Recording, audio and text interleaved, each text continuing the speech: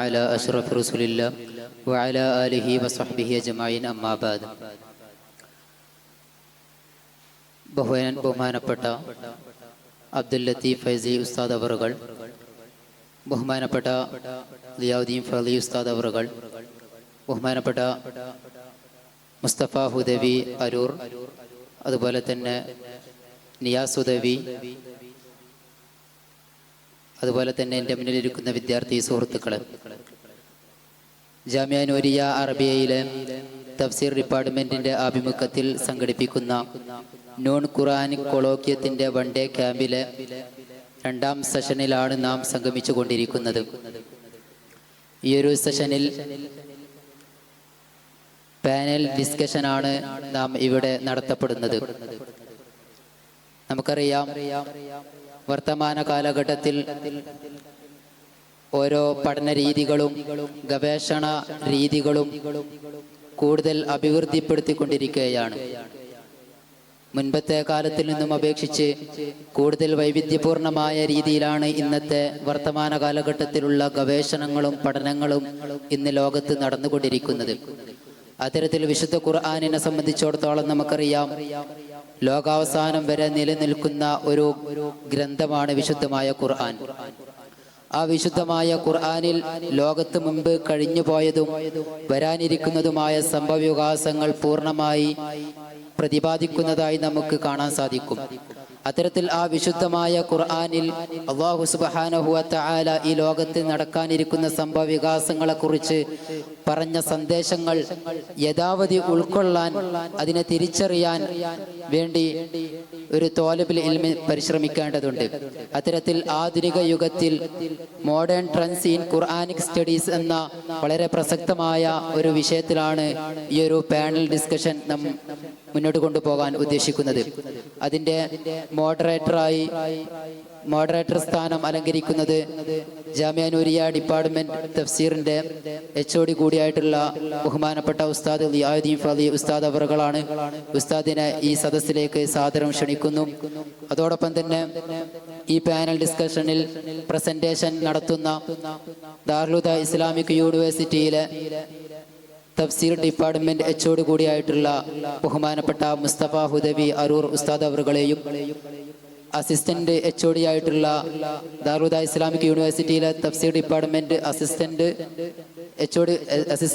HOD ആയിട്ടുള്ള ബഹുമാനപ്പെട്ട നിയാസ് ഹുദവി അവറുകളെയും, ജാമിയയിലെ മുദരിസ് കൂടിയായിട്ടുള്ള ബഹുമാനപ്പെട്ട ഉസ്താദ് അബ്ദുൽ ലത്തീഫ് ഫൈലി ഉസ്താദ് അവറുകളെയും ഈ പരിപാടിയിലേക്ക് ആദരപൂർവ്വം ക്ഷണിച്ചുകൊണ്ട് ആശംസാ ഭാഷണത്തിന് വേണ്ടി ബഹുമാനപ്പെട്ട ലത്തീഫ് ഫൈലി ഉസ്താദ് അവറുകളെ സാദരം ക്ഷണിക്കുന്നു.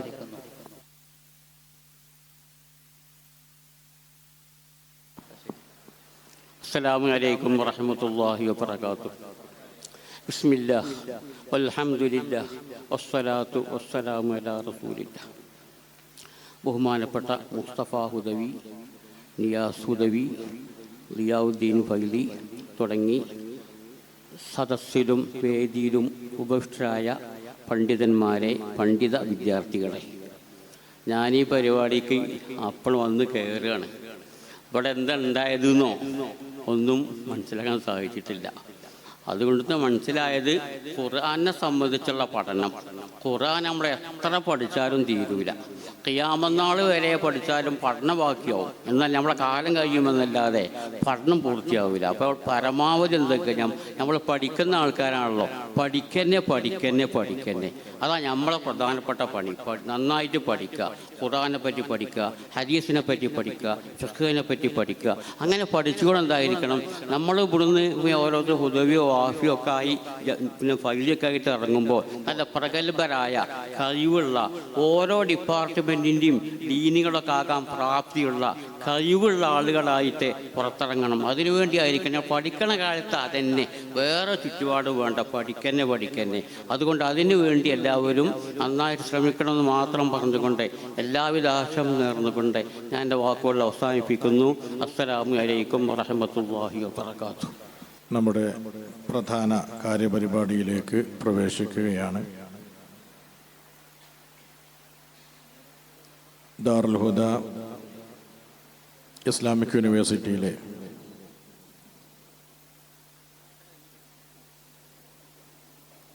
ഖുർആൻ അനുബന്ധ പഠനങ്ങൾ ഡിപ്പാർട്ട്മെൻറ്റിൻ്റെ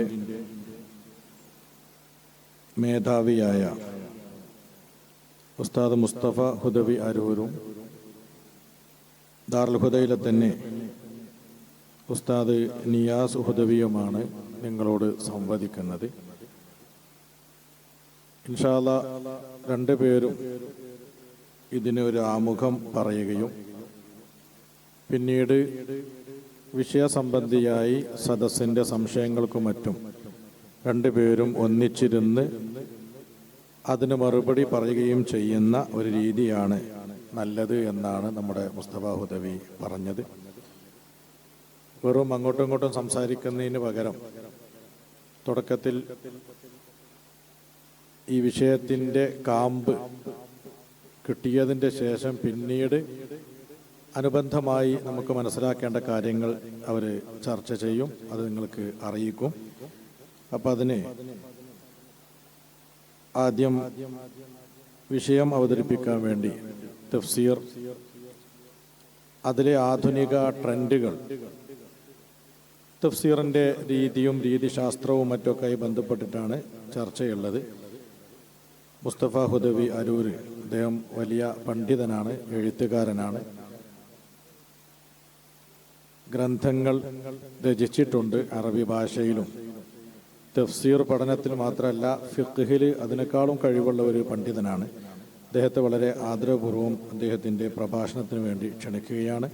ഇൻഷാ അല്ലാഹ് സലാം ഫൈദി ഉസ്താദ് എത്തും. അതിൻ്റെ ശേഷം നമുക്ക് ആ അവാർഡ് ദാനം, നമ്മൾ 2 മത്സരങ്ങൾ ഇവിടെ സംഘടിപ്പിച്ചിട്ടുണ്ട്. ഒന്ന്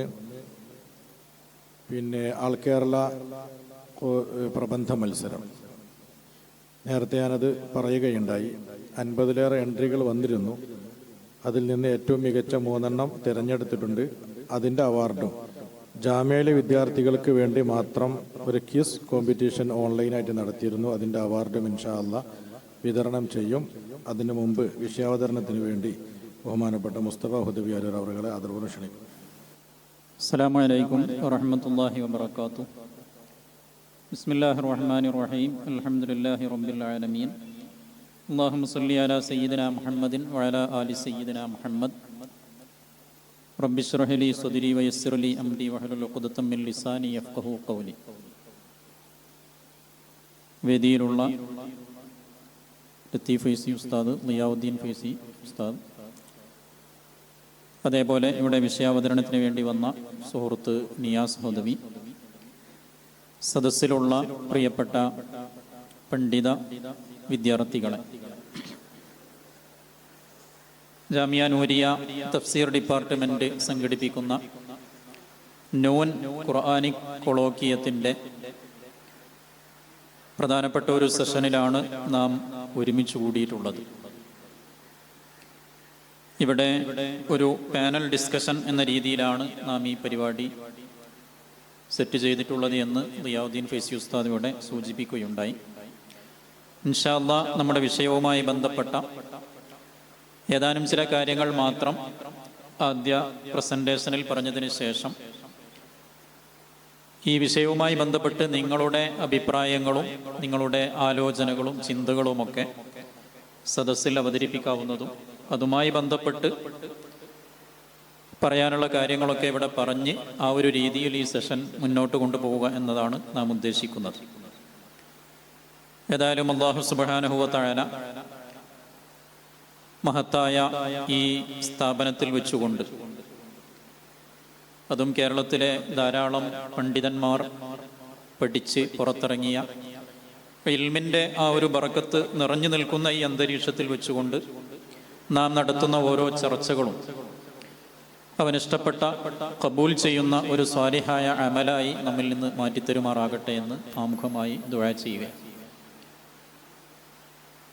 വിശുദ്ധ ഖുർആൻ എന്ന് പറയുന്നത് ഒരിക്കലും അത്ഭുതങ്ങൾ അവസാനിക്കാത്ത നിധിയാണ് എന്ന് നമുക്കൊക്കെ അറിയാം.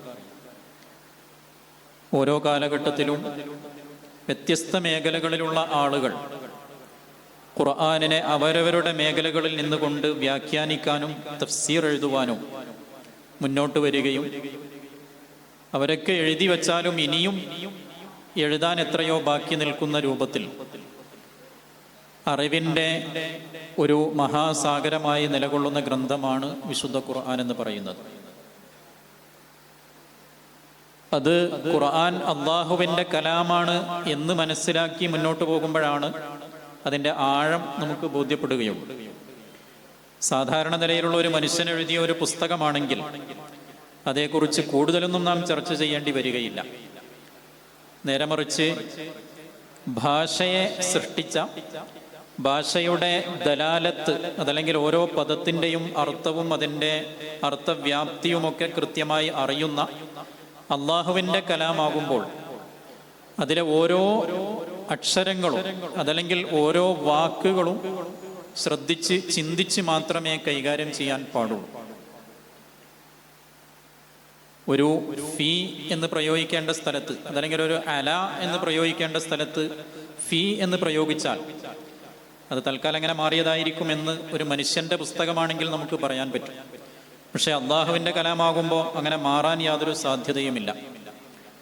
അപ്പോൾ അല പ്രയോഗിക്കേണ്ട സ്ഥാനത്ത് ഫീ പറഞ്ഞിട്ടുണ്ടെങ്കിൽ അതിൽ വലിയൊരു തത്വം അടങ്ങിയിട്ടുണ്ടാകും എന്ന രീതിയിൽ അള്ളാഹുവിൻ്റെ കലാമ് എന്ന ആ ഒരു പോയിന്റിൽ നിന്നുകൊണ്ടാണ് വിശുദ്ധ ഖുർആനിനെ ശരിക്ക് നാം പഠിക്കേണ്ടത്. അങ്ങനെ പഠിച്ചുകൊണ്ട് പഴയ കാലം മുതൽ തന്നെ എല്ലാ മേഖലകളെയും സ്പർശിച്ചുകൊണ്ടുള്ള തഫ്സീറുകൾ ലോകത്ത് രചിക്കപ്പെട്ടിട്ടുണ്ട്. അതിൽ ആധുനിക കാലത്ത് വന്ന ഏതാനും ചില രീതികളെക്കുറിച്ചാണ് ഞാൻ പറയാൻ ഉദ്ദേശിക്കുന്നത്. ഇൻഷാ അല്ലാഹ് കുറച്ചുകൂടെ വെസ്റ്റേൺ ലോകവുമായി ബന്ധപ്പെട്ട, പാശ്ചാത്യ ലോകവുമായി ബന്ധപ്പെട്ട വിഷയങ്ങൾ പ്രിയപ്പെട്ട നിയാസ് ഹുദവി നിങ്ങളുടെ മുന്നിൽ അവതരിപ്പിക്കുമെന്നാണ് ഞാൻ മനസ്സിലാക്കുന്നത്. പഴയ കാലത്തൊക്കെ നമ്മുടെ ഒരു തഫ്സീർ രചനയുടെ രീതി എന്ന് പറയുന്നത് നേരെ ഒരു സൂറത്ത് എടുക്കുന്നു, ആ സൂറത്തിലെ ആയത്തുകൾക്ക് തഫ്സീർ പറഞ്ഞങ്ങനെ പോകുന്ന ഒരു ശൈലിയാണ് പഴയ തഫ്സീറുകളിലൊക്കെ നമുക്ക് കാണാൻ സാധിക്കുന്നത്. പ്രത്യേകിച്ച് ഇമാം ഇബ്നു ജരീർ ത്വബരി റഹ്മത്തുള്ളാഹി അലൈഹിയുടെ ജാമിഉൽ ബയാൻ, തഫ്സീർ ലോകത്ത് മുദവ്വനായ രചിക്കപ്പെട്ട തഫ്സീറുകളുടെ കൂട്ടത്തിൽ ഏറ്റവും ആധികാരികം എന്ന് നമുക്ക് വിശേഷിപ്പിക്കാൻ പറ്റുന്ന മഹത്തായ ഗ്രന്ഥമാണ് ബഹുമാനപ്പെട്ട ഇബ്നു ജരീർ ത്വബരിയുടെ ജാമിഉൽ ബയാൻ. ബഹുമാനപ്പെട്ടവരുടെ ഒരു രീതി എന്ന് പറയുന്നത് ഒരു ആയത്തിന്, ആ ആയത്തിലുള്ള ഒരു വാക്കിന് ഒരു അർത്ഥം പറഞ്ഞു കഴിഞ്ഞാൽ ആ അർത്ഥം എവിടെ നിന്ന് കിട്ടി എന്നതിന് കൃത്യമായി 4-5 സനദുകൾ വിവരിക്കുകയാണ്. അതിനുശേഷം അടുത്ത വാക്കിൻ്റെ അർത്ഥം പറയുന്നു, അതിൻ്റെ സനദ് വിവരിക്കുന്നു. ഇതൊക്കെ കഴിഞ്ഞതിന് ശേഷം മാറ്റി കുറുക്കി ബഹുമാനപ്പെട്ടവർ പലപ്പോഴും മഹാനവറുകളുടെ ഒരു വീക്ഷണവും അവതരിപ്പിച്ചുകൊണ്ടാണ് വിശുദ്ധ ഖുർആനിലെ ഓരോ ആയത്തിനെയും സമീപിച്ചിട്ടുള്ളത്. കുറച്ചുകൂടെ പിൽക്കാലത്ത് നമ്മുടെ 20-ാം നൂറ്റാണ്ട്, 19-ാം നൂറ്റാണ്ട്, 20-ാം നൂറ്റാണ്ടൊക്കെ ആയപ്പോൾ വ്യത്യസ്ത ശൈലികളിലുള്ള തഫ്സീർ രചനകൾ ലോകത്ത് നിലവിൽ വരികയുണ്ടായി. അതിൽ ആശയപരമായി നമുക്ക് യോജിക്കാൻ പറ്റുന്ന മൻഹജുകൾ പ്രയോഗിച്ചവരുണ്ട്, എന്നാൽ ആശയപരമായി നമുക്ക് യോജിക്കാൻ പറ്റാത്ത മൻഹജുകൾ പ്രയോഗിച്ചവരുമുണ്ട്. ഒരു തഫ്സീർ ഡിപ്പാർട്ട്മെന്റ് വിദ്യാർത്ഥികൾ എന്ന നിലയിൽ എല്ലാ മൻഹജുകളും നാം പരിചയപ്പെടുകയും അതിൽ പിന്നെ വിമർശിക്കേണ്ടതിനെ വിമർശിക്കാനും ഉൾക്കൊള്ളേണ്ടതിനെ ഉൾക്കൊള്ളുവാനുമൊക്കെ നമുക്ക് സാധിക്കണം എന്നതാണ് തഫ്സീർ ഡിപ്പാർട്ട്മെന്റിലെ ഗവേഷക വിദ്യാർത്ഥികൾ എന്ന നിലയിൽ നിങ്ങളോട് പറയുവാനുള്ളത്. അപ്പോൾ കുറേ ഇത്തിജാഹാത്തുകൾ തഫ്സീറുമായി ബന്ധപ്പെട്ട് അതിൻ്റെ മേഖലയിലുള്ള കുറേ ട്രെൻഡുകൾ പിൽക്കാലത്ത് രൂപപ്പെട്ടിട്ടുണ്ട്. അതിൽ വളരെ പ്രധാനപ്പെട്ട ഒരു ട്രെൻഡാണ്, അതല്ലെങ്കിൽ ഇത്തിജാഹാണ് നമുക്ക് സാധാരണ പറയാറുള്ളത് പോലെ ഈജിപ്ത് കേന്ദ്രീകരിച്ചുകൊണ്ട് ഇസ്ലാഹി ഇത്തിജാഹി എന്ന് പറയും. അൽ ഇത്തിജാഹുൽ ഇസ്ലാഹി എന്ന് പറഞ്ഞാൽ വിശുദ്ധ ഖുർആനിലുള്ള ആയത്തുകൾക്കും അതേപോലെ അതിൻ്റെ വ്യാഖ്യാനങ്ങൾക്കുമൊക്കെ സമൂഹത്തിൻ്റെ വ്യത്യസ്തമായ തുറകളിലേക്ക് ഇറങ്ങിച്ചെല്ലാൻ നിലവിലുള്ള തഫ്സീറുകൾ പര്യാപ്തമല്ല എന്ന ചിന്തയിൽ നിന്നാണ് ശരിക്ക് ഇസ്ലാഹി ചിന്തകൾ രൂപപ്പെടുന്നത്. ജമാലുദ്ദീൻ അഫ്ഗാനിയുടെയും അതേപോലെ മുഹമ്മദ് അബ്ദുവിൻ്റെയും റഷീദ് റിളയുടെയും ഒക്കെ ശ്രമഫലമായിട്ടാണ് അങ്ങനെ ഒരു ഇത്തിജാഹ് രൂപപ്പെട്ടത്. പക്ഷേ അവരുടെ ഒരു വ്യാഖ്യാനത്തിൻ്റെ ഒരു പ്രശ്നം എന്ന് പറയുന്നത് സ്വാഭാവികമായും വിശുദ്ധ ഖുർആനിനെ തങ്ങൾ ഉദ്ദേശിക്കുന്ന ഒരു തലത്തിലേക്ക്, അല്ലെങ്കിൽ ഇന്നത്തെ സമൂഹത്തിൻ്റെ, ഇന്നത്തെ സൊസൈറ്റിയുടെ സോഷ്യൽ ജീവിതവുമായി അവരുടെ ലൈഫുമായി ബന്ധപ്പെട്ടുകൊണ്ട് ഖുർആനിലെ ആയത്തുകളെ വ്യാഖ്യാനിക്കുമ്പോൾ പലപ്പോഴും പാരമ്പര്യ തഫ്സീറുകളെ നിരാകരിക്കേണ്ട ഒരവസ്ഥ അവർക്കൊക്കെ വന്നു എന്നതാണ് അതിൻ്റെ ഒരു പ്രശ്നം. ഖുർആനിൽ സമൂഹ സംസ്കരണവും അതേപോലെ ഇസ്ലാഹും ഖുർആനിൽ ഉണ്ട് എന്നതിൽ നമുക്കാർക്കും സംശയമില്ല. പക്ഷേ അതിനുവേണ്ടി ഖുർആനിനെ ഉപയോഗപ്പെടുത്തുമ്പോൾ സ്വാഭാവികമായും നമ്മുടെ ഹദീസുകളിലൂടെയും അതേപോലെ സനദുകളിലൂടെയും ഓരോ തഫ്സീറിനും ഓരോ ആയത്തിനും വന്ന വ്യാഖ്യാനങ്ങളെ മാറ്റിവെച്ചുകൊണ്ട് സ്വന്തമായ വ്യാഖ്യാനങ്ങൾ കണ്ടെത്തേണ്ട അവസ്ഥകൾ വന്നു എന്നതാണ് ഈ ഒരു മൂവ്മെന്റിന്റെ ഒരു വലിയ പ്രശ്നമായി നമുക്ക് കാണാൻ പറ്റുന്നത്. അതിൻ്റെ അനുരണനങ്ങൾ അങ്ങ് ഈജിപ്തിലും മറ്റുമൊക്കെ തുടങ്ങിയെങ്കിലും നമ്മുടെ നാടുകളിലും പ്രത്യേകിച്ച് ഇവിടെയുള്ള പുത്തൻ വിഭാഗങ്ങൾക്കിടയിലൊക്കെ നമുക്ക് അത് കാണാൻ സാധിക്കും. അതുപോലെ മറ്റൊരു മേഖലയാണ് അൽ ഇത്തിജാഹുൽ ബയാനി എന്ന് പറയും.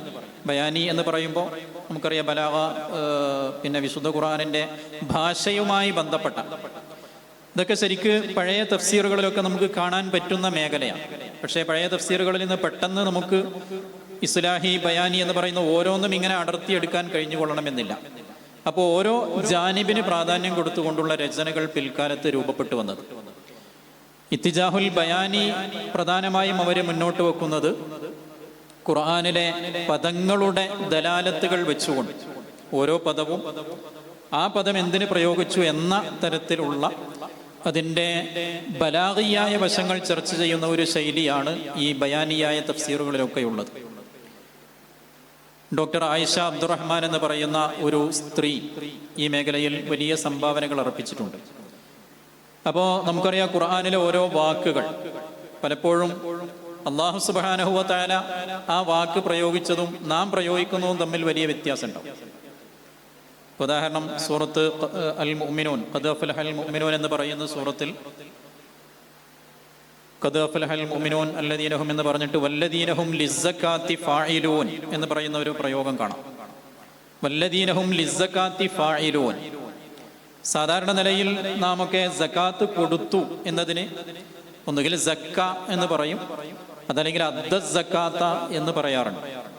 പക്ഷെ അല്ലാഹു തആല ഇവിടെ പ്രയോഗിച്ചിട്ടുള്ളത് വല്ലദീനഹും ലിസ്സകാത്തി ഫാഇലൂൻ എന്ന് പറയുന്ന ഒരു പ്രയോഗമാണ് നടത്തിയത്. അപ്പൊ ഫഅല സക്കാത്ത എന്ന് സാധാരണ നിലയിൽ നമ്മുടെ പ്രയോഗത്തിൽ അത് കുറവാണ്. അപ്പൊ അല്ലാഹു തആല ഇവിടെ ആ ഫാഇലൂൻ എന്ന് പറയുന്ന പ്രയോഗം എന്തുകൊണ്ട് നടത്തി?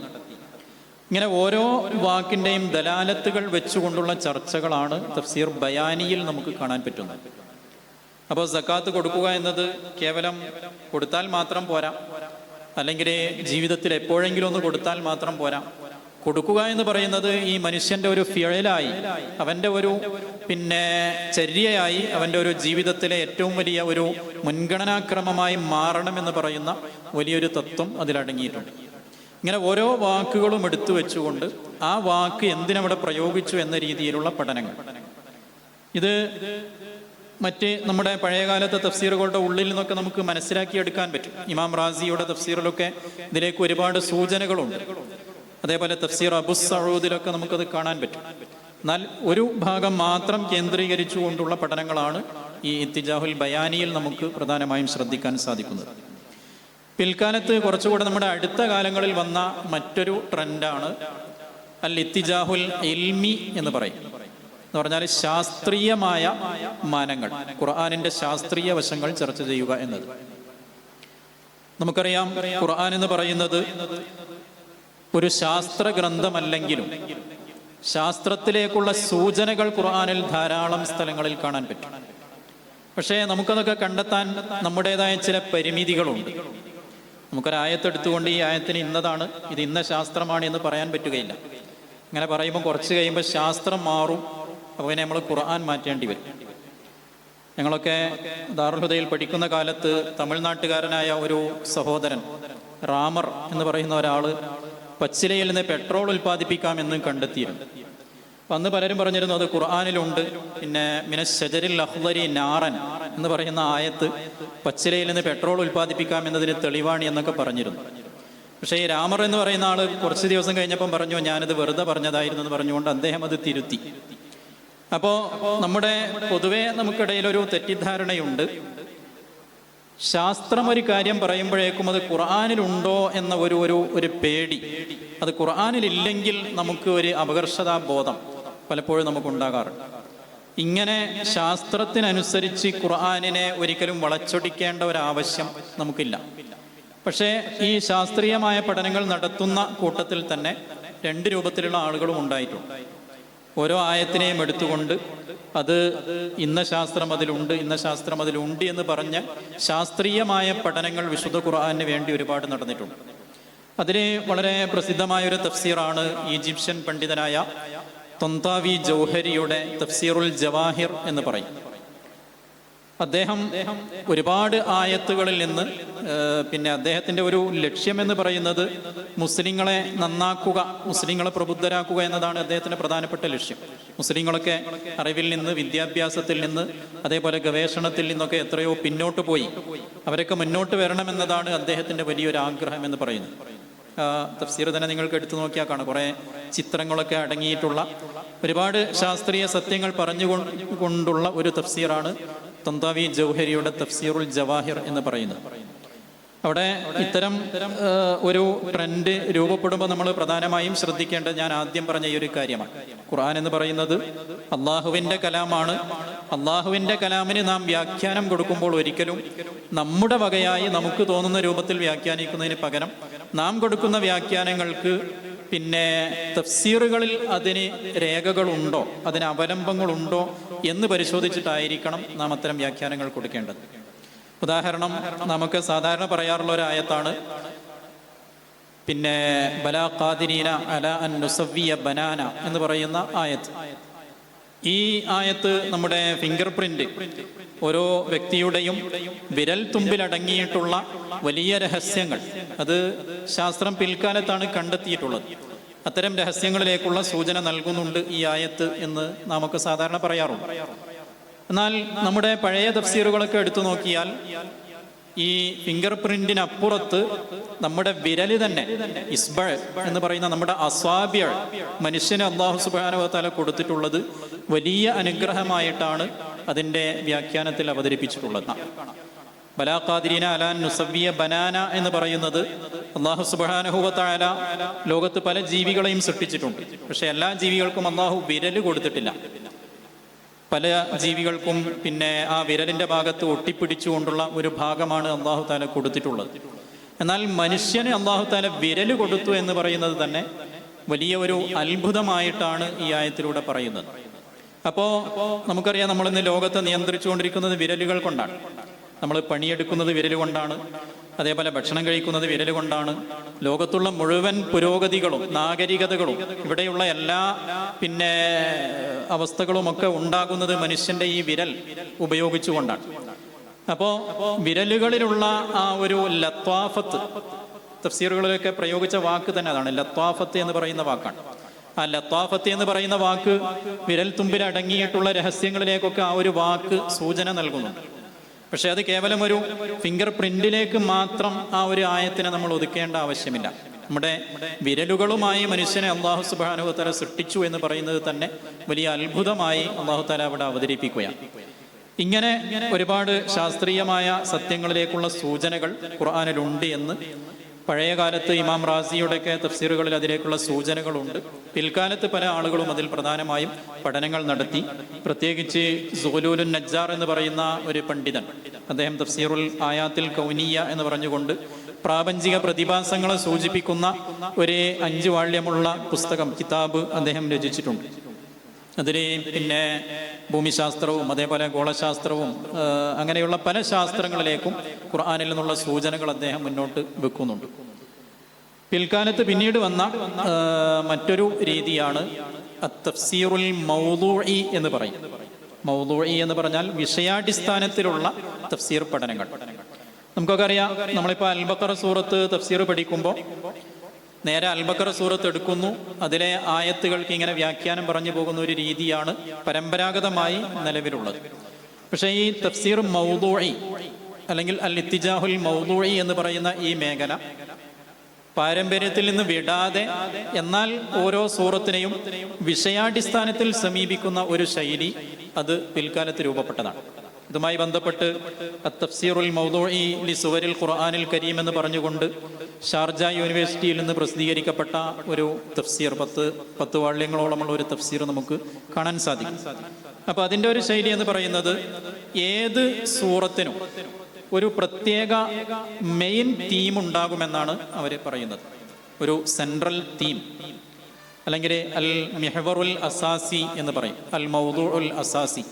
ഒരു പ്രധാനപ്പെട്ട ഒരു തീമിലായിരിക്കും ഏത് സൂറത്തും സഞ്ചരിക്കുന്നത്. ആ സൂറത്തിലുള്ള ആയത്തുകൾ ഓരോന്ന് എടുത്തു നോക്കുമ്പോഴും അത് ഈ സെൻട്രൽ തീമുമായിട്ട് ഇങ്ങനെ ആ ഒരു അച്ചുതണ്ടിൽ ഇങ്ങനെ കറങ്ങുന്നതായി നമുക്ക് കാണാൻ സാധിക്കും. ഇതുമായി ബന്ധപ്പെട്ടുള്ള പഠനങ്ങൾ പിൽക്കാലത്ത് ധാരാളം നടന്നിട്ടുണ്ട്. കൊഹറൻസ് എന്നൊക്കെ പറയും, ഓരോ ആയത്തുകൾ മറ്റേ ആയത്തുകളുമായി ബന്ധപ്പെട്ടിട്ടുള്ള അതിൻ്റെ മുനാസബാത്തുകൾ വിശദീകരിച്ചുകൊണ്ടുള്ള പഠനങ്ങൾ. ഇത്തരം പഠനങ്ങളുടെ ഒരു ഉപകാരം എന്ന് പറയുന്നത്, പിന്നെ പലപ്പോഴും നമുക്ക് സംശയം ഉണ്ടാവും, ഖുർആനിലെ ആയത്തുകൾ തമ്മിൽ വലിയൊരു യോജിപ്പ് കാണുന്നില്ല. ചിലപ്പോൾ കുറേ വലിയ ആയത്തുകൾക്കിടയിൽ ഒരു ചെറിയ ആയത്ത്, അതല്ലെങ്കിൽ നല്ല എളുപ്പമുള്ള ആയത്തുകൾക്കിടയിൽ ഓതാൻ പ്രയാസമുള്ള ഒരു ആയത്ത്, ഇങ്ങനെയൊക്കെയുള്ള ഒരു ശൈലിയാണ് ഖുർആനിലുള്ളത്. എന്തുകൊണ്ട് ആ ആയത്തുകൾ അവിടെ വന്നു? ഈ ഒരു ആയത്തും ഇതിൻ്റെ തൊട്ട് മുമ്പത്തെ ആയത്തും തമ്മിലുള്ള ഒരു ബന്ധം, മുനാസബത്ത് എന്താണ് എന്നതൊക്കെ ഈ ഒരു തഫ്സീർ മൗദൂഇയിലൂടെയാണ് വിശദീകരിക്കപ്പെടുന്നത്. ചെറിയൊരു ഉദാഹരണം പറഞ്ഞാൽ, അൽ ബഖറ സൂറത്ത് നമുക്കറിയാം, 256 ആയത്ത് അടങ്ങുന്ന വലിയ സൂറത്താണ് സൂറത്തുൽ ബഖറ എന്ന് പറയുന്നത്. സൂറത്തുൽ ബഖറയിൽ അതിലെ ഒരു പ്രധാനപ്പെട്ട തീം, ചർച്ചാ വിഷയം എന്താണെന്ന് നോക്കിയാൽ പ്രധാനമായും തൗഹീദ്, അതേപോലെ ശിർക്ക്, പിന്നെ അതുമായി ബന്ധപ്പെട്ട അതിൻ്റെ ചരിത്രങ്ങൾ. ശിർക്കിൽ നിന്ന് തന്നെ പ്രധാനപ്പെട്ട 2-3 വിഭാഗം, മുനാഫിഖുകൾ, അതേപോലെ മുശ്രിക്കുകൾ, പിന്നെ യഹൂദികൾ, നസാറാക്കൾ, അങ്ങനെയുള്ള ആളുകളിലൂടെയൊക്കെയാണ് അൽ ബഖറ സൂറത്ത് കടന്നു പോകുന്നത്. അതിനിടയിൽ ചരിത്രങ്ങൾ പറയുന്നുണ്ട്. അൽ ബഖറ എന്ന് പറയുന്ന ആ ഒരു പശുവിൻ്റെ ചരിത്രം അതിനിടയിൽ പറയുന്നുണ്ട്. അപ്പോൾ ഈ ഒരു സൂറത്തിന് പേര് വന്നിട്ടുള്ളത് അൽ ബഖറ എന്നാണ്. ബഖറ സാധാരണ പിന്നെ ഖുർആനിനെ വിമർശിക്കുന്ന ആളുകളൊക്കെ പറയാറുണ്ട്, നിങ്ങളുടെ ഗ്രന്ഥം ഒരു ദൈവിക ഗ്രന്ഥമായിട്ട് ഇതിൻ്റെ 2ാമത്തെ അധ്യായം തന്നെ അധ്യായം പശു എന്ന് പറയുമ്പോൾ തന്നെ ഒരു കേൾക്കാനൊരു സുഖമില്ലല്ലോ എന്ന് പലരും പറയാറുണ്ട്. പക്ഷേ ഈ ഒരു പശു എന്ന് പറയുന്നത്, അൽ ബഖറ എന്ന് പറയുന്ന ആ ഒരു നാമവും അതേപോലെ ആ സൂറത്തിലുള്ള ചർച്ചാ വിഷയവും തമ്മിൽ തന്നെ വലിയ ബന്ധങ്ങളുണ്ട് എന്നാണ് പണ്ഡിതന്മാർ പറയുന്നത്. കാരണം അൽ ബഖറ നമുക്കറിയാം, ലോക ചരിത്രത്തിൽ മഹാനായ മൂസാ നബി അലൈഹിസ്സലാമിൻ്റെ കാലത്തൊക്കെ പരിശോധിച്ചാൽ ഷിർക്കിൻ്റെ ഒരു റംസ്, അതല്ലെങ്കിൽ ഒരു സിമ്പലാണ് ശരിക്കും പറഞ്ഞാൽ പശു എന്ന് പറയുന്നത്. പശുക്കുട്ടിയെ ആരാധിക്കുക എന്നത് ഷിർക്കിൻ്റെ ഒരു പ്രധാനപ്പെട്ട ഒരു രീതിയാണ്, അതിൻ്റെ ഒരു സിമ്പലാണ്. നമ്മുടെ ഇന്ത്യ രാജ്യത്തൊക്കെ നമുക്കത് കാണാൻ പറ്റും. അപ്പോൾ അൽ ബഖറ എന്ന് പറയുന്ന ആ സൂറത്തിൽ അല്ലാഹു സുബ്ഹാനഹു വ തആല ഒരു പശുവിനെ അറുക്കുന്നതുമായി ബന്ധപ്പെട്ട ഒരു ചരിത്രവും ഉദ്ധരിച്ചിട്ടുണ്ട്.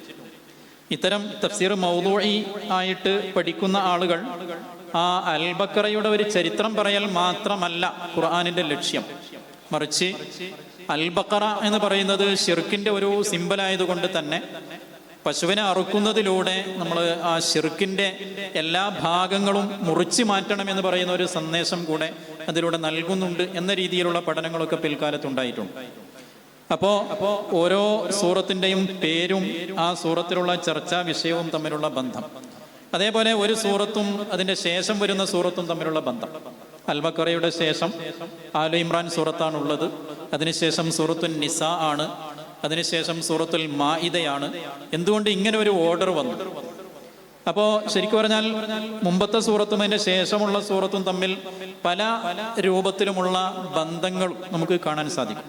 അത്തരം പഠനങ്ങളൊക്കെ നിങ്ങൾ ഒഴിവ് പോലെ നിങ്ങളുടെ സൗകര്യമനുസരിച്ച് അതുമായി ബന്ധപ്പെട്ട ലേഖനങ്ങളും മറ്റുമൊക്കെ വായിച്ചാൽ നമുക്കതുമായി ബന്ധപ്പെട്ട നല്ലൊരു ഉൾക്കാഴ്ച ലഭ്യമാകും. ഒരു ഉദാഹരണം പറയുകയാണെങ്കിൽ സൂറത്തുൽ അൻആമും അതേപോലെ സൂറത്തുൽ അഅറാഫും, അൻആം സൂറത്തും അഅറാഫ് സൂറത്തും, ഈ 2 സൂറത്തും അൻആമിന് ശേഷമാണ് അഅറാഫ് സൂറത്ത് വരുന്നത്. അൻആം ഞാൻ നേരത്തെ പറഞ്ഞതുപോലെ തൗഹീദും ശിർക്കുമാണ് അതിലെ പ്രധാന ചർച്ചാ വിഷയം. അതിൽ ഏത് ആയത്തുകൾ എടുത്തു നോക്കിയാലും 6 or 7 ആയത്ത് കഴിയുമ്പോൾ നേരെ തൗഹീദിലേക്കോ അതല്ലെങ്കിൽ ശിർക്കിലേക്കോ മടങ്ങിപ്പോകുന്നതായി കാണാൻ പറ്റും. ആ അൻആം സൂറത്തിന് ശേഷം പിന്നീട് വരുന്നത് സൂറത്തുൽ അഅറാഫാണ്. അഅറാഫ് സൂറത്തിൽ ശരിക്കും പറഞ്ഞാൽ ചരിത്രപരമായ ഒരു വിവരണമാണ് അതിലുള്ളത്. കുറേ അമ്പിയാക്കളുടെ ചരിത്രങ്ങൾ, ആ അമ്പിയാക്കളുടെ കാലഘട്ടത്തിൽ ഉണ്ടായിരുന്ന മുവഹിദീങ്ങളുടെയും മുശ്രിക്കീങ്ങളുടെയും അവസ്ഥ, അതിനെ നബിമാരെ എങ്ങനെ പ്രതികരിച്ചു, നൂഹ് നബി ആയാലും ഹൂദ് നബി ആയാലും സ്വാലിഹ് നബി ആയാലും അവരൊക്കെ അതിനെ എങ്ങനെ പ്രതികരിച്ചു, ആ രൂപത്തിലുള്ള ചരിത്രപരമായ ഒരു വിവരണമാണ്. അപ്പോൾ അൻആം സൂറത്ത് എന്ന് പറയുന്നത് ശരിക്കും ഒരു തിയറി, തൗഹീദ് ശിർക്കുമായി ബന്ധപ്പെട്ട കുറേ തത്വങ്ങൾ അവതരിപ്പിക്കുകയാണ്. അറാഫ് സൂറത്ത് എന്ന് പറയുമ്പോൾ അതിൻ്റെ ഒരു പ്രാക്ടിക്കൽ ലെവൽ, മനുഷ്യ ചരിത്രത്തിലൂടെ മനുഷ്യന്മാരുടെ നാഗരികതയിലൂടെയുള്ള തൗഹീദിൻ്റെയും ഷിർക്കിൻ്റെയും ഒക്കെ വളർച്ചയെ പറ്റിയും അതിൻ്റെ പരിണാമങ്ങളെ പറ്റിയുമൊക്കെയാണ് അറാഫ് സൂറത്ത് പഠിച്ചുകൊണ്ടിരിക്കുന്നത്. ഇങ്ങനെ വിഷയാടിസ്ഥാനത്തിലുള്ള പഠനങ്ങൾ പിൽക്കാലത്ത് രൂപപ്പെട്ടു വരികയും പ്രത്യേകിച്ച് ഇൽമുൽ മുനാസബാത്ത്, ഇത് പഴയ കാലത്തെ ഉള്ള ഒരു ഇൽമു തന്നെയാണ്, പക്ഷേ അതിൽ കൂടുതൽ പഠനങ്ങൾ പിന്നീടാണ് നടന്നത് എന്ന് മാത്രം. ഇമാം റാസിയുടെ തഫ്സീറിൽ ഈ മുനാസബാത്തുമായി ബന്ധപ്പെട്ട ചർച്ചകൾ കാണാൻ പറ്റും. റാസി ഇമാമുൻ നളമ് എന്നാണ് അതിന് പ്രയോഗിക്കുന്നത്. വജുഹുൻ നളമി എന്ന് പറഞ്ഞുകൊണ്ട് റാസി ഇമാമ് വിവരിക്കാറുണ്ട്. ഓരോ ആയത്തുകൾ വരുമ്പോഴും ഈ ആയത്ത് എങ്ങനെ അതിൻ്റെ മുമ്പത്തെ ആയത്തുമായി ബന്ധപ്പെട്ട് കിടക്കുന്നു എന്ന് ബഹുമാനപ്പെട്ട ഇമാം റാസി റഹ്മത്തുള്ളാഹി അലൈഹി ചർച്ച ചെയ്യുന്നതായി കാണാൻ പറ്റും. അപ്പം ഇങ്ങനെയുള്ള മൗദൂഇയായ പഠനങ്ങൾ പിൽക്കാലത്ത് രൂപപ്പെട്ടു വരികയും അതിൽ ധാരാളം രചനകളും മറ്റുമൊക്കെ വരികയും ചെയ്തു. അവിടെ തന്നെ ഞാൻ പറഞ്ഞ പോലെ സൂറത്തിൻ്റെ പേരും ആ സൂറത്തും, അതേപോലെ ഒരു സൂറത്തിൽ തന്നെയുള്ള ആയത്തുകൾ തമ്മിലുള്ള ബന്ധങ്ങൾ, ഓരോ പദങ്ങൾ തമ്മിലുള്ള ബന്ധങ്ങൾ. ചില സ്ഥലങ്ങളിലൊക്കെ നമുക്ക് പരിചയമില്ലാത്ത പദങ്ങൾ അല്ലാഹു സുബ്ഹാനഹു വ തആല പ്രയോഗിച്ചിട്ടുണ്ടാവും. ഇപ്പൊ സൂറത്തുൽ ഹിജ്റിൽ കാണാൻ പറ്റും ഫസ്ദഅ ബിമാ തുഅമർ വഅരിദ് അനിൽ മുശ്രിക്കീൻ എന്ന്. നബിതങ്ങളോട് അല്ലാഹു സുബ്ഹാനഹു വ തആല പരിശുദ്ധ ദീനുൽ ഇസ്ലാമിൻ്റെ സന്ദേശങ്ങൾ ജനങ്ങൾക്കിടയിൽ ചെന്നുകൊണ്ട് വിളംബരം ചെയ്യാൻ അല്ലാഹു കൽപ്പിക്കുകയാണ്. അപ്പോൾ വിളംബരം ചെയ്യുക എന്നതിന് സാധാരണ അറബി ഭാഷയിൽ ജഹറ എന്ന വാക്കാണ് പ്രയോഗിക്കാറുള്ളത്. പക്ഷെ ഇവിടെ പ്രയോഗിച്ചത് സ്വദഅ എന്ന് പറയുന്ന ഒരു വാക്കാണ്, ഫസ്ദഅ ബിമാ തുഅമർ. അപ്പൊ ഈ ജഹറ പ്രയോഗിക്കേണ്ടതിന് പകരം അവിടെ ഒരു സ്വദഅ പ്രയോഗിച്ചതിന്റെ തത്വം എന്താണ്? അതിന് മഹാന്മാർ പറയുന്നത് ആ ഒരു പശ്ചാത്തലത്തിൽ, ആ ഒരു സന്ദർഭത്തിൽ ജഹറയെക്കാളും എത്രയോ അർത്ഥവ്യാപ്തിയുള്ളത് സ്വദഅ എന്ന പദമാണ് എന്നാണ്. കാരണം സ്വദഅ എന്ന വാക്കിന് കേവല വിളംബരം ചെയ്യുക എന്നതിനപ്പുറത്ത് വിളംബരം ചെയ്ത് ആ കേൾക്കുന്ന ആളുകളുടെ മനസ്സിൽ അതിൻ്റെ പരിവർത്തനങ്ങൾ വരുത്താനുള്ള കഴിവുള്ള രൂപത്തിൽ വിളംബരം ചെയ്യുക എന്നൊരർത്ഥം സ്വദഅയിൽ അടങ്ങിയിട്ടുണ്ട്. നമ്മൾ സാധാരണ സുദാഴ് എന്ന വാക്ക് പ്രയോഗിക്കാറുള്ളത് തലവേദനക്കാണ്. അപ്പൊ ഈ പറയുന്ന വാക്ക് മുഖാത്തബീങ്ങൾ കേൾക്കുമ്പോൾ ആ വാക്ക് അവരുടെ തലച്ചോറിൽ ചെന്ന് പതിച്ചുകൊണ്ട് അവിടെ വലിയ വിപ്ലവങ്ങൾ, മാറ്റങ്ങൾ ഉണ്ടാക്കണം. അങ്ങനെ ഉണ്ടാക്കണമെന്നൊരു അർത്ഥം ജഹറയേക്കാളും കൂടുതൽ സ്വദഅയിലാണ് അടങ്ങിയിട്ടുള്ളത്. അപ്പോൾ ഓരോ സ്ഥലങ്ങളിലും ഒരു വാക്ക് പ്രയോഗിച്ചതിൻ്റെ ഉള്ളിലുള്ള രഹസ്യം എന്താണ്, അതിൻ്റെ ഒരു മുനാസബത്ത് എന്താണ് എന്ന രീതിയിലുള്ള പഠനമാണ് ശരിക്ക് ഈ ഇത്തിജാഹുൽ മൗദൂഇ എന്ന് പറയുന്ന ഈ ഒരു മേഖലയിൽ നടക്കുന്നത്. പിന്നീട് മറ്റൊരു മേഖലയാണ്, ഞാൻ കൂടുതൽ ആമുഖം ദീർഘിപ്പിക്കുന്നില്ല, ഇൻഷാ അല്ലാഹ് ഇതിൻ്റെ വേറെ പാശ്ചാത്യ ലോകത്തൊക്കെ നടന്ന പഠനങ്ങളെക്കുറിച്ച് എൻ്റെ ശേഷമുള്ള പ്രസൻറ്റേഷനിൽ ഇവിടെ അവതരണം നടക്കും. മറ്റൊരു മേഖലയാണ് അൽ ഇത്തിജാഹുൽ അഖ്ലി എന്ന് പറയും.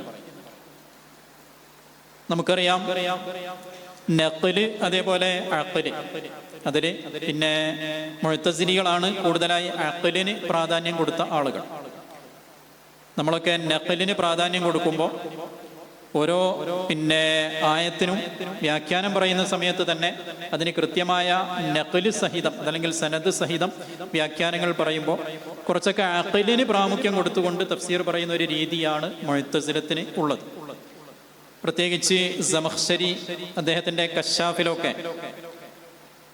ധാരാളം സ്വന്തം ആശയം സ്ഥാപിക്കാനുള്ള ശൈലികൾ നമുക്ക് കാണാൻ പറ്റും. അപ്പോൾ അത് ആ ഒരു മുഅ്തസിലത്തിന്റെ കാലത്തോടുകൂടെ അവസാനിച്ചിട്ടില്ല എന്നാണ് നമുക്ക് മനസ്സിലാക്കാൻ പറ്റുന്നത്. ഇപ്പോഴും മുഅ്തസിലി ചിന്തകളെ പൊടിതട്ടി എടുത്തുകൊണ്ട് നിയോ മുഅ്തസിലൈറ്റ് അതല്ലെങ്കിൽ നവ മുഅ്തസിലിസം എന്ന രൂപത്തിലൊക്കെ ഒരുപാട് ചിന്തകൾ വളർന്നു വരികയാണ്. നമ്മുടെ ഇന്ത്യയിലൊക്കെ രൂപപ്പെട്ടു വരുന്ന സലഫി ചിന്താധാരകളൊക്കെ ശരിക്കും പറഞ്ഞാൽ ഇത്തരം ഒരു മുഅ്തസിലി ചിന്തകളുടെ മറ്റൊരു പതിപ്പാണ് എന്ന് നമുക്ക് മനസ്സിലാക്കാൻ പറ്റും. അപ്പോൾ അവരുടെ ഒരു പ്രധാനപ്പെട്ട പ്രശ്നം എന്ന് പറയുന്നത് അതിൽ നസർ അബൂ സെയ്ദ് അതേപോലെ മുഹമ്മദ് അർഖൂൻ എന്നൊക്കെ പറഞ്ഞിട്ടുള്ള 20-ാം നൂറ്റാണ്ടിൽ 2010 മരണപ്പെട്ടിട്ടുള്ള പ്രധാനപ്പെട്ട ചിന്തകന്മാരാണ് ഈ മേഖലയിൽ കൂടുതൽ ഖുർആനിനെ വ്യാഖ്യാനിച്ചിട്ടുള്ളത്. അവരുടെ വ്യാഖ്യാനത്തിൻ്റെ ഒരു പ്രശ്നമായി നമുക്ക് കാണാൻ പറ്റുന്നത്, നാമൊക്കെ ഖുർആനിനെ ഒരു ഖദാസത്ത്, അതല്ലെങ്കിൽ ഒരു പരിശുദ്ധി നാം നൽകുന്നുണ്ട്. അതിലെ ഓരോ വാക്കും അത് അള്ളാഹുവിൻ്റെ വാക്കാണ് എന്ന രൂപത്തിലാണ് നാം സമീപിക്കുന്നത്. പക്ഷെ അങ്ങനെ സമീപിക്കുന്നതിന് പകരം ഖുർആനിനെ ഒരു സാധാ ടെക്സ്റ്റായി കണ്ടുകൊണ്ട്, ഒരു സാധാ പുസ്തകമായി കണ്ടുകൊണ്ട് അതിന് കാലത്തിനനുസരിച്ചുള്ള പിന്നെ വ്യാഖ്യാനങ്ങൾ നൽകുന്ന ഒരു ശൈലി ഈ അഖ്ലി ചിന്താധാരയിൽ, അതല്ലെങ്കിൽ ബുദ്ധിക്ക് പ്രാധാന്യം കൊടുത്തുകൊണ്ടുള്ള ഈ ഒരു തഫ്സീർ മേഖലയിൽ നമുക്ക് കാണാൻ പറ്റും. ഞാൻ ഈ പറഞ്ഞ മുഹമ്മദ് അർക്കൂനും അതേപോലെ നസർ അബൂ സെയ്ദും ഒക്കെ ആ രൂപത്തിലാണ് അവർ പഠനം നടത്തിയിട്ടുള്ളത്. അവർ പറയുന്നത്, നമുക്കൊരിക്കലും പിന്നെ നാഗരികതകളെ പാശ്ചാത്യം അതേപോലെ പൗരസ്ത്യം, ഷർഖ് ഗർബ് ഇങ്ങനെയൊന്നും വേർതിരിക്കേണ്ട ആവശ്യമില്ല. മനുഷ്യൻ എല്ലാവരും ഒന്നായതുപോലെ മനുഷ്യ ജീവിതം, മനുഷ്യ നാഗരികത, മനുഷ്യ സംസ്കാരം ഇതെല്ലാം ഒന്നായി കണ്ടുകൊണ്ട് ആ ഒന്നിലേക്ക് ഖുർആനിനെ എങ്ങനെ നമുക്ക് കൊണ്ടുവരാൻ പറ്റും, കാലത്തിനനുസരിച്ച് ഖുർആനിനെ നമുക്ക് എങ്ങനെ തഅ്വീൽ ചെയ്യാൻ പറ്റുമെന്ന രീതിയിലുള്ള പഠനങ്ങളാണ് ഈ അഖ്ലി മേഖലയിൽ നമുക്ക് കാണാൻ പറ്റുന്നത്. ഇവരുടെ ഒരു പ്രധാനപ്പെട്ട പ്രശ്നം, ഞാൻ നേരത്തെ പറഞ്ഞ പോലെ ഓരോ വാക്കുകൾക്കും അതല്ലെങ്കിൽ ആയത്തിനുമുള്ള ആ ഒരു പരിശുദ്ധിയിൽ അവർ വിശ്വസിക്കാത്തത് കൊണ്ട് തന്നെ ഖുർആനിനെ തോന്നിയ രൂപത്തിൽ വ്യാഖ്യാനിക്കുന്ന ഒരു ശൈലി രൂപപ്പെട്ടു വന്നു.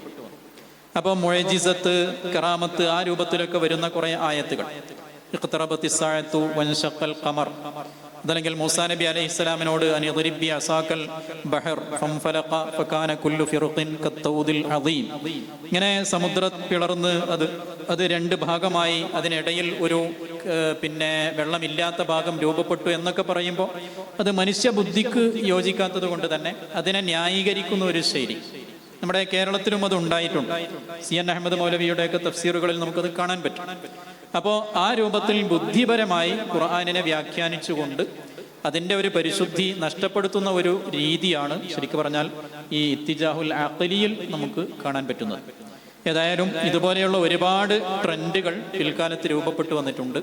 ഞാനിതൊക്കെ ഇവിടെ പറയുന്നത്, നമ്മൾ പ്രത്യേകിച്ച് തഫ്സീറിൻ്റെ മേഖലയിൽ പഠനം നടത്തുന്ന ആളുകളാകുമ്പോൾ ഇത്തരം ട്രെൻഡുകളെ കുറിച്ച് ബോധവാന്മാരാവുകയും അവിടെ നമുക്ക് സ്വീകരിക്കേണ്ട നമ്മുടെ ഒരു നിലപാട് അത് നാം കൃത്യമായി മനസ്സിലാക്കുകയും ചെയ്യണം.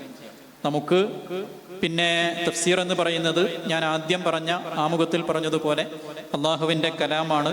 അള്ളാഹുവിൻ്റെ കലാമിന് വ്യാഖ്യാനം നൽകുവാൻ ഒരുപാട് നിബന്ധനകളുണ്ട്.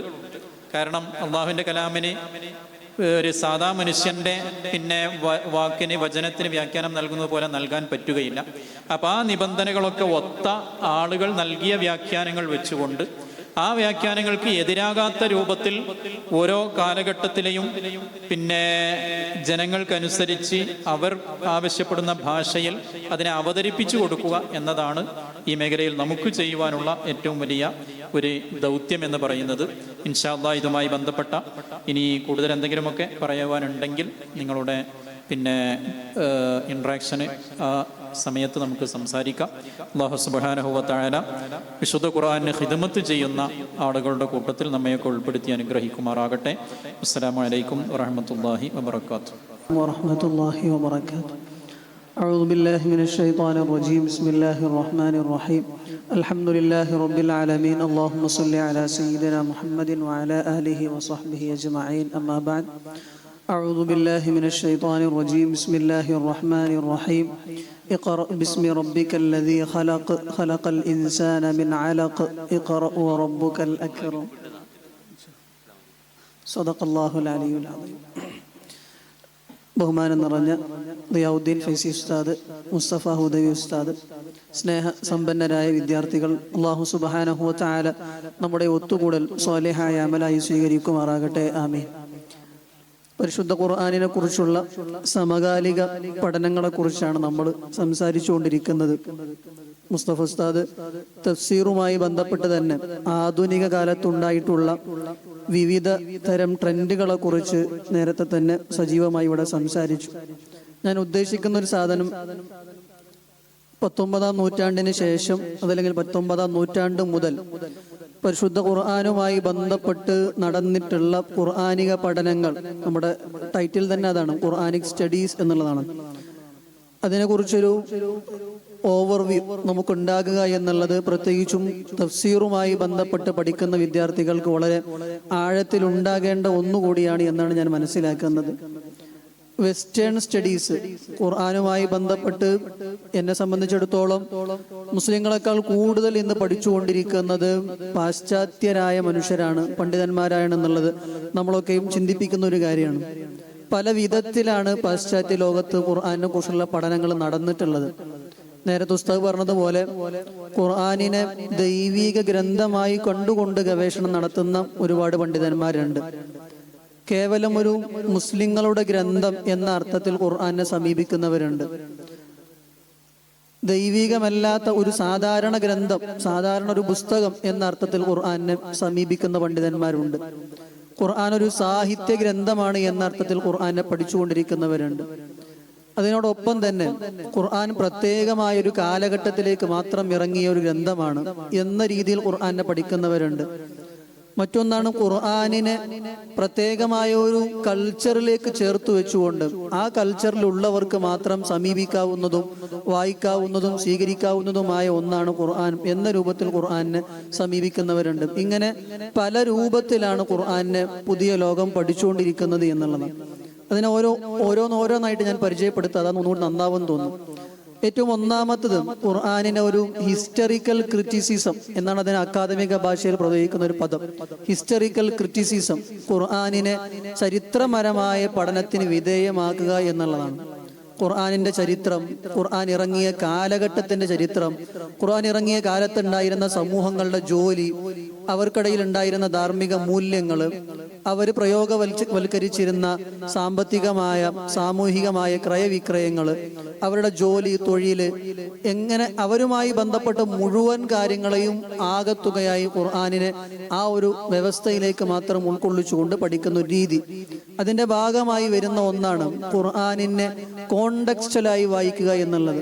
അതിൻ്റെ ഒരു ആകത്തുക എന്ന് പറയുന്നത് ഖുർആൻ അക്കാലത്തേക്ക് മാത്രമുള്ള ഒന്നായി നമ്മൾ പഠിച്ചാൽ മതി, പുതിയ കാലത്തെ ആളുകൾക്കൊന്നും ഉൾക്കൊള്ളാൻ കഴിയുന്നതോ ജീവിതത്തിൽ പുലർത്താൻ കഴിയുന്നതോ ആയ ഒന്നല്ല ഖുർആൻ എന്ന് വരുത്തി തീർക്കാൻ വേണ്ടിയുള്ള പഠനങ്ങൾ.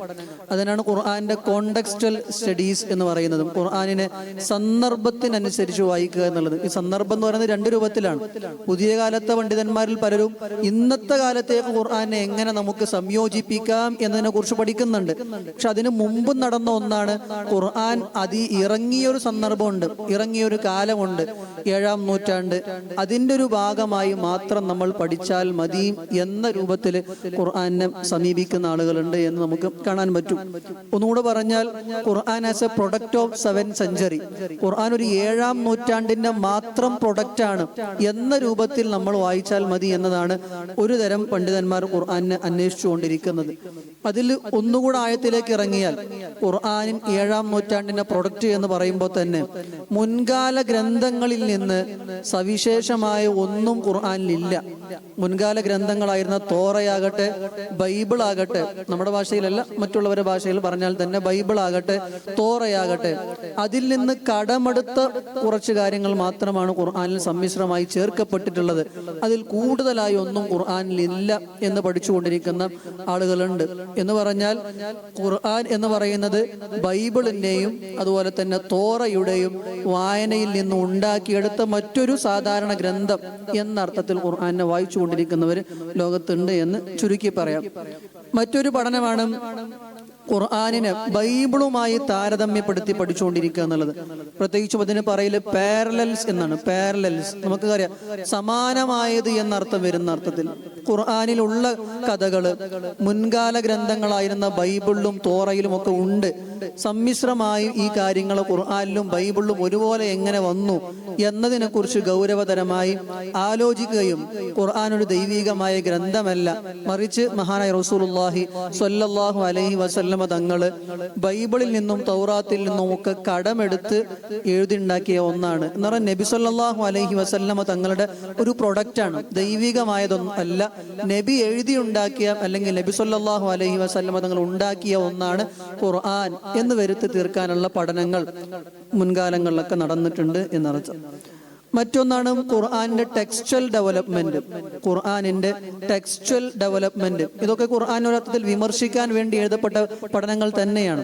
അപ്പൊ നമുക്കറിയാവുന്ന ഒരു കാര്യമാണ്, മഹാനായ റസൂലുള്ളാഹി സ്വല്ലല്ലാഹു അലൈഹി വസല്ലമ തങ്ങളുടെ കാലത്ത് ഖുർആൻ എഴുതി വെക്കുന്ന ശീലം സ്വഹാബിമാർക്ക് ഉണ്ടായിരുന്നു എന്നുള്ളതാണ്. നബി തങ്ങൾക്ക് പ്രത്യേകമായി തന്നെ കുത്താബുൽ വഹി എന്ന് പറയുന്ന ഒരു വിഭാഗം സ്വഹാബികൾ തന്നെ ഉണ്ടായിരുന്നു.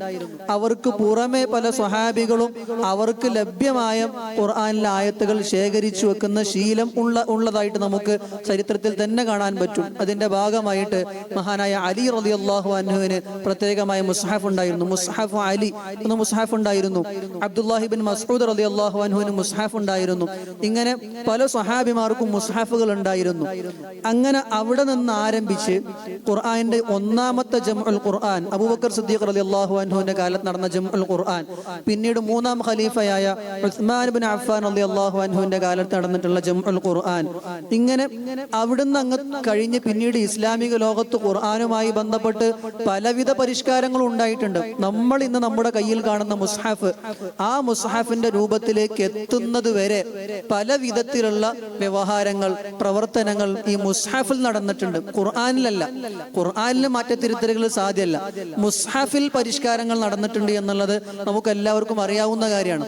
ഖുർആനിൽ മുസ്ഹഫിൽ നേരത്തെ നമ്പറുകൾ ഉണ്ടായിരുന്നില്ല, ആയത്തുകൾക്ക് നമ്പറുകൾ ഉണ്ടായിരുന്നില്ല, സൂറത്തുകളുടെ തുടക്കത്തിൽ സൂറത്തുകളുടെ പേരെഴുതുന്ന ശീലം ഉണ്ടായിരുന്നില്ല, അക്ഷരങ്ങൾക്കോ ഹർഫുകൾക്കോ ഇതൊന്നും ഹറക്കത്തുകൾ ഇടുന്ന ശീലം മുൻകാലത്ത് ഉണ്ടായിരുന്നില്ല.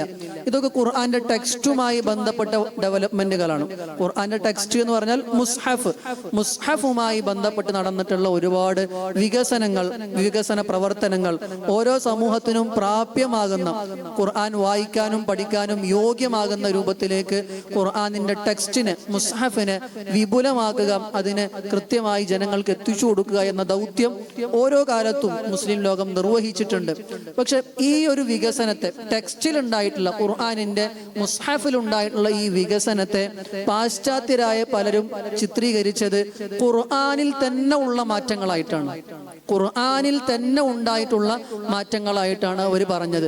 പല പണ്ഡിതന്മാരും പറഞ്ഞത് 2 നൂറ്റാണ്ട് കൊണ്ടാണ് ഖുർആൻ സമ്പൂർണ്ണമായത് എന്നുള്ളതാണ്.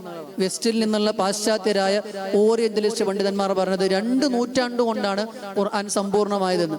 എന്ന് പറഞ്ഞാൽ ജംഉൽ ഖുർആനും ഖുർആന്റെ മുസ്ഹഫിൽ ഉണ്ടായിട്ടുള്ള മാറ്റങ്ങളൊക്കെയും ഖുർആന്റെ ഭാഗമാണ് എന്നാണ് അവർ വിശ്വസിച്ചു പോരുന്നത് എന്ന് സാരം. അപ്പൊ ഇങ്ങനെ ഖുർആന്റെ ടെക്സ്റ്റിന്റെ ഉണ്ടായിട്ടുള്ള ഡെവലപ്മെന്റ്സുകളെ കുറിച്ച് പാശ്ചാത്യ ലോകത്ത് പലവിധ പഠനങ്ങളും നടക്കുന്നുണ്ട് എന്നുള്ളത് മാത്രമല്ല, നേരത്തെ പറഞ്ഞ മുസ്ഹഫുകൾ, ഉദാഹരണം പറഞ്ഞാൽ മുസ്ഹഫ് അലി റളിയല്ലാഹു അൻഹുവിന്റെ മുസ്ഹഫ് എന്ന് പറയുന്നത് അതൊരു കാലത്തിനനുസരിച്ചുള്ള ഓർഡറാണ്. ഇതിന് ഇംഗ്ലീഷിൽ പറയാം ക്രൊണോളജിക്കൽ ഓർഡർ എന്നാണ്. എന്ന് പറഞ്ഞാൽ ഖുർആൻ എങ്ങനെയാണോ അവതരിച്ചത് അതേ ഓർഡറിലാണ്. എന്ന് പറഞ്ഞാൽ അലി റളിയല്ലാഹു അൻഹുവിന്റെ മുസ്ഹഫിൽ ഒന്നാമത്തെ സൂറത്തുൽ ആലഖ്, പിന്നെ മുസമ്മിൽ, മുദ്ദസിർ, ഇങ്ങനെ ഖുർആൻ എങ്ങനെയാണോ ഇറങ്ങിയത് അതേ ഓർഡറിലാണ് അലി റളിയല്ലാഹു അൻഹുവിന്റെ ഖുർആൻ പോകുന്നത്. എന്നാൽ ഉബയ്യ് ഇബ്നു കഅബ് റളിയല്ലാഹു അൻഹുവിന്റെ മുസ്ഹഫ് എടുത്തു നോക്കിയാൽ അത് 2 സൂറത്ത് അധികം ഉണ്ട്. ഉബയ്യ് ഇബ്നു കഅബ് റളിയല്ലാഹു അൻഹുവിന്റെ മുസ്ഹഫിൽ 2 സൂറത്തുകൾ കൂടുതലാണ്. എന്ന് പറഞ്ഞാൽ 116 സൂറത്തുള്ള മുസ്ഹഫാണ് ഉബയ്യ് ഇബ്നു കഅബ് റളിയല്ലാഹു അൻഹുവിന്റെ മുസ്ഹഫ്. 2 സൂറത്തുകൾ, ഒന്ന് സൂറത്ത് ഹഫ്ദ്, 2 സൂറത്ത് ഖല. സൂറത്ത് ഹഫ്ദും സൂറത്ത് ഖല സൂറത്തുൽ അസ്റിന്റെയും സൂറത്തുൽ ഹുമസയുടെയും ഇടയിൽ വരുന്ന 2 സൂറത്തുകളാണ്. ഈ 2 സൂറത്തുകൾ 116 സൂറത്തുള്ള മുസ്ഹഫാണ് ഉബയ്യ് ഇബ്നു കഅബ് റളിയല്ലാഹു അൻഹുവിന്റെ മുസ്ഹഫ്. ഇനി അബ്ദുല്ലാഹി ഇബ്നു മസ്ഊദ് റളിയല്ലാഹു അൻഹുവിന്റെ മുസ്ഹഫ് എടുത്തു നോക്കിയാൽ അതിൽ 3 സൂറത്ത് കുറവാണ്. 111 സൂറത്തുള്ള മുസ്ഹഫാണ് മഹാനായ അബ്ദുല്ലാഹി ഇബ്നു മസ്ഊദ് റളിയല്ലാഹു അൻഹുവിന്റെ മുസ്ഹഫ്. സൂറത്തുൽ ഫാത്തിഹ ഇല്ല, സൂറത്തുൽ ഫലഖ് ഇല്ല, സൂറത്ത് നാസ് ഇല്ല. അപ്പൊ എന്തുകൊണ്ടാണ് ഈ നബിയുടെ കാലത്ത് തന്നെ ജീവിച്ചിരുന്ന സ്വഹാബികളുടെ അവരെഴുതി വെച്ച മുസ്ഹഫുകളിൽ എന്തുകൊണ്ട് ഇങ്ങനെ വ്യത്യസ്തമായ ആവിഷ്കാരങ്ങൾ, വ്യത്യസ്തമായ സ്വഭാവം ഉണ്ടാകുന്നു? ചിലതില് സൂറത്തുകൾ വ്യത്യസ്തമായ രൂപത്തിലാണ് എഴുതിയിട്ടുള്ളത്. ഇന്ന് കാണുന്ന മുസ്ഹഫിന്റെ ഓർഡറിലല്ല. ഓർഡറിലല്ല. ചില മുസ്ഹഫുകളിൽ 2 സൂറത്ത് കൂടുതൽ, ചില മുസ്ഹഫുകളിൽ 3 സൂറത്ത് കുറവ്. എങ്ങനെയൊക്കെയാണ് ഇതിൽ മാറ്റങ്ങൾ വരുന്നത് എന്ന് പഠിച്ചുകൊണ്ട് ഇതൊക്കെ ഖുർആനിൽ തന്നെ ഉള്ള മാറ്റങ്ങളാണ്. ഇങ്ങനെ മാറ്റങ്ങൾ സംഭവിക്കണമെങ്കിൽ മുസ്ലിങ്ങൾ പറയുന്നത് പോലെ ഖുർആൻ ഒരു ദൈവിക ഗ്രന്ഥമല്ല എന്ന് സമർത്ഥിക്കാനാണ് പാശ്ചാത്യ പണ്ഡിതന്മാർ ശ്രമിച്ചുകൊണ്ടിരിക്കുന്നത് എന്നർത്ഥം. അപ്പോൾ ഇതിന് നേരെ തിരിച്ചുള്ള പഠനങ്ങളുണ്ട്. എന്തുകൊണ്ട് മുസ്ഹഫിൽ ഈ അബ്ദുല്ലാഹി ബിൻ മസ്ഊദ് റളിയല്ലാഹു അൻഹുവിന്റെ മുസ്ഹഫിൽ ഈ 3 സൂറത്തുകൾ വന്നില്ല എന്നതിന് ന്യായങ്ങൾ പറയുന്ന പാശ്ചാത്യ ലോകത്ത് നിന്നുള്ള പണ്ഡിതന്മാർ തന്നെയുണ്ട്. അവർ പറയുന്ന ന്യായം സൂറത്തുൽ ഫാത്തിഹയും സൂറത്തുൽ ഫലഖും സൂറത്തുൽ നാസുമാണ് അതിലില്ലാത്തത്.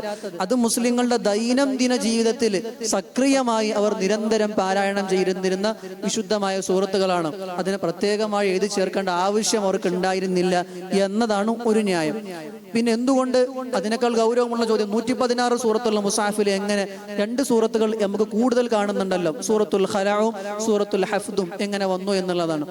ഇപ്പൊ സ്വഹാബിമാരുടെ ഒരു സാധാരണഗതിയിൽ അവരുടെ ശീലം എന്ന് പറയുന്നത്, പ്രത്യേകിച്ചും പരിശുദ്ധ ഖുർആൻ നബി സല്ലല്ലാഹു അലൈഹി വസല്ലം തങ്ങൾ നിസ്കാരങ്ങളിൽ ഓതുന്ന സമയത്ത് ശ്രദ്ധിച്ചു കേൾക്കുകയും അത് നിസ്കാരത്തിന് ശേഷം രേഖപ്പെടുത്തി വെക്കുന്ന ഒരു ശൈലിയാണ് പൊതുവിൽ സ്വഹാബത്ത് സ്വീകരിച്ചിരുന്നത്. കാരണം പ്രത്യേകം ശ്രദ്ധിക്കാനും ആയത്തുകളിലേക്ക് ഊന്നി നിശബ്ദമായി അത് കേൾക്കാനും കഴിയുന്ന ഒരു സമയം നിസ്കാരമാണ്.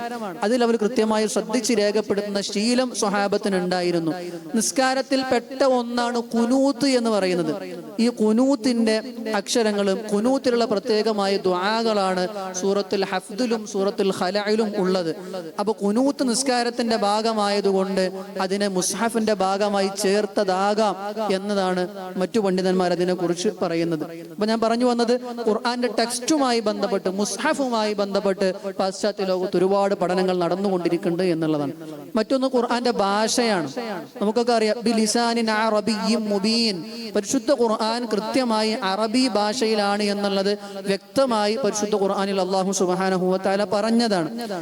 ഇനി പാശ്ചാത്യ ലോകത്ത് ഇന്ന് നടക്കുന്നതും മുൻകാലത്ത് 19-ാം നൂറ്റാണ്ടിലും 20-ാം നൂറ്റാണ്ടിലും ഒക്കെ നടന്ന പഠനങ്ങളും ഒട്ടുമിക്കതും ഖുർആന്റെ ഭാഷയുമായി ബന്ധപ്പെടുത്തിയാണ്. ഖുർആൻ അറബി ഭാഷയിലല്ല എന്ന് പറയുന്ന പഠനങ്ങൾ പാശ്ചാത്യ ലോകത്ത് ഉണ്ടായിട്ടുണ്ട്. പിന്നെ ഏത് ഭാഷയിലാന്ന് ചോദിച്ചാൽ പലവിധ ഉത്തരങ്ങളുണ്ട്. ഒന്ന് സുറിയാനി ഭാഷയിലാണ്, ഹിബ്രു ഭാഷയിലാണ്. അതുപോലെ തന്നെ ക്രിസ്തീയ സമൂഹം അവരുടെ തന്നെ പൗരോഹിതരായ വിഭാഗങ്ങൾ അവർ മതകീയമായ ഭാഷയായി കണ്ടിരുന്ന അരാമിക്, സിറിയ അരാമിക് ഭാഷ, അരാമിക് ഭാഷകൾ പ്രത്യേകമായി സിറിയയിൽ കേന്ദ്രീകരിച്ചിരുന്ന ക്രൈസ്തവ വിഭാഗം അവരുടെ മതഭാഷയായി കണ്ടിരുന്ന സിറിയാക്, അതുപോലെ തന്നെ അരാമിക് ഭാഷ, ഈ ഭാഷയിലാണ് ഖുർആൻ അവതരിച്ചത്.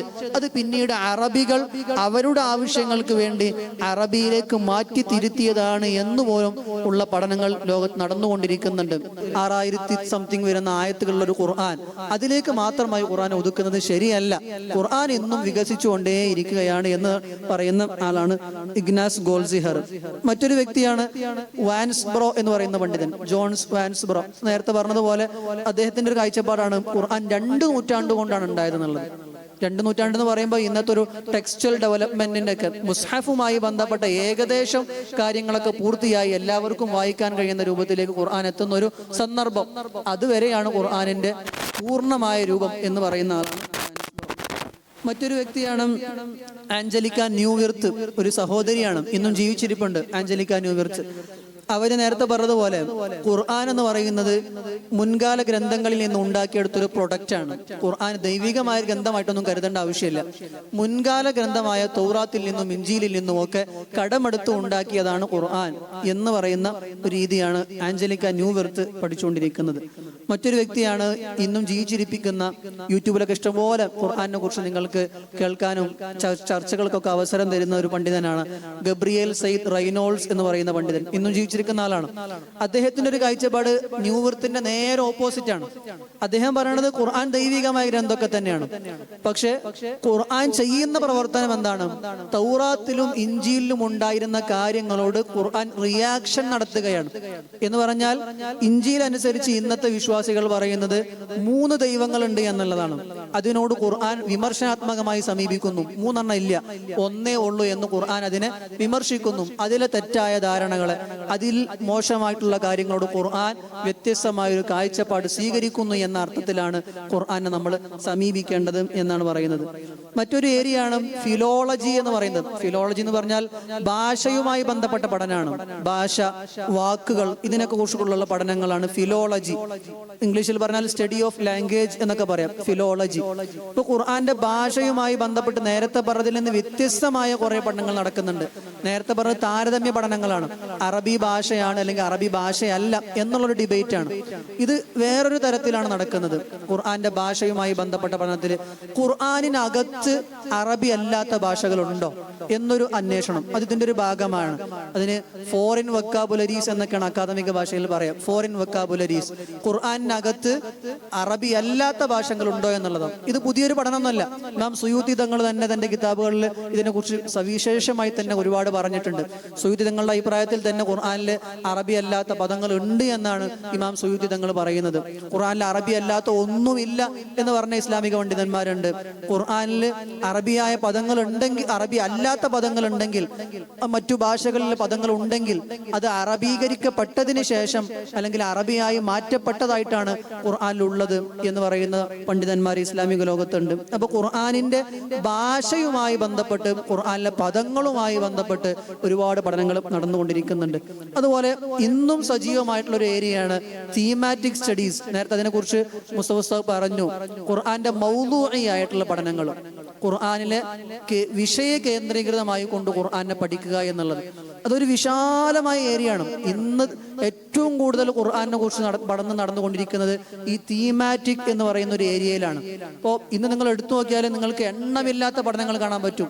സെക്കുലറിസം ഇൻ ദി ഖുർആൻ ഒരു പഠനമാണ്. അത് ഖുർആനിൽ എങ്ങനെയാണ് സെക്കുലറിസം ഉള്ളത്, സെക്കുലറിസം എന്ന് പറയുന്ന ആശയത്തോട് ഖുർആന്റെ സമീപനം എന്താണ് എന്നതിനെ കുറിച്ച് പഠനങ്ങളുണ്ട്.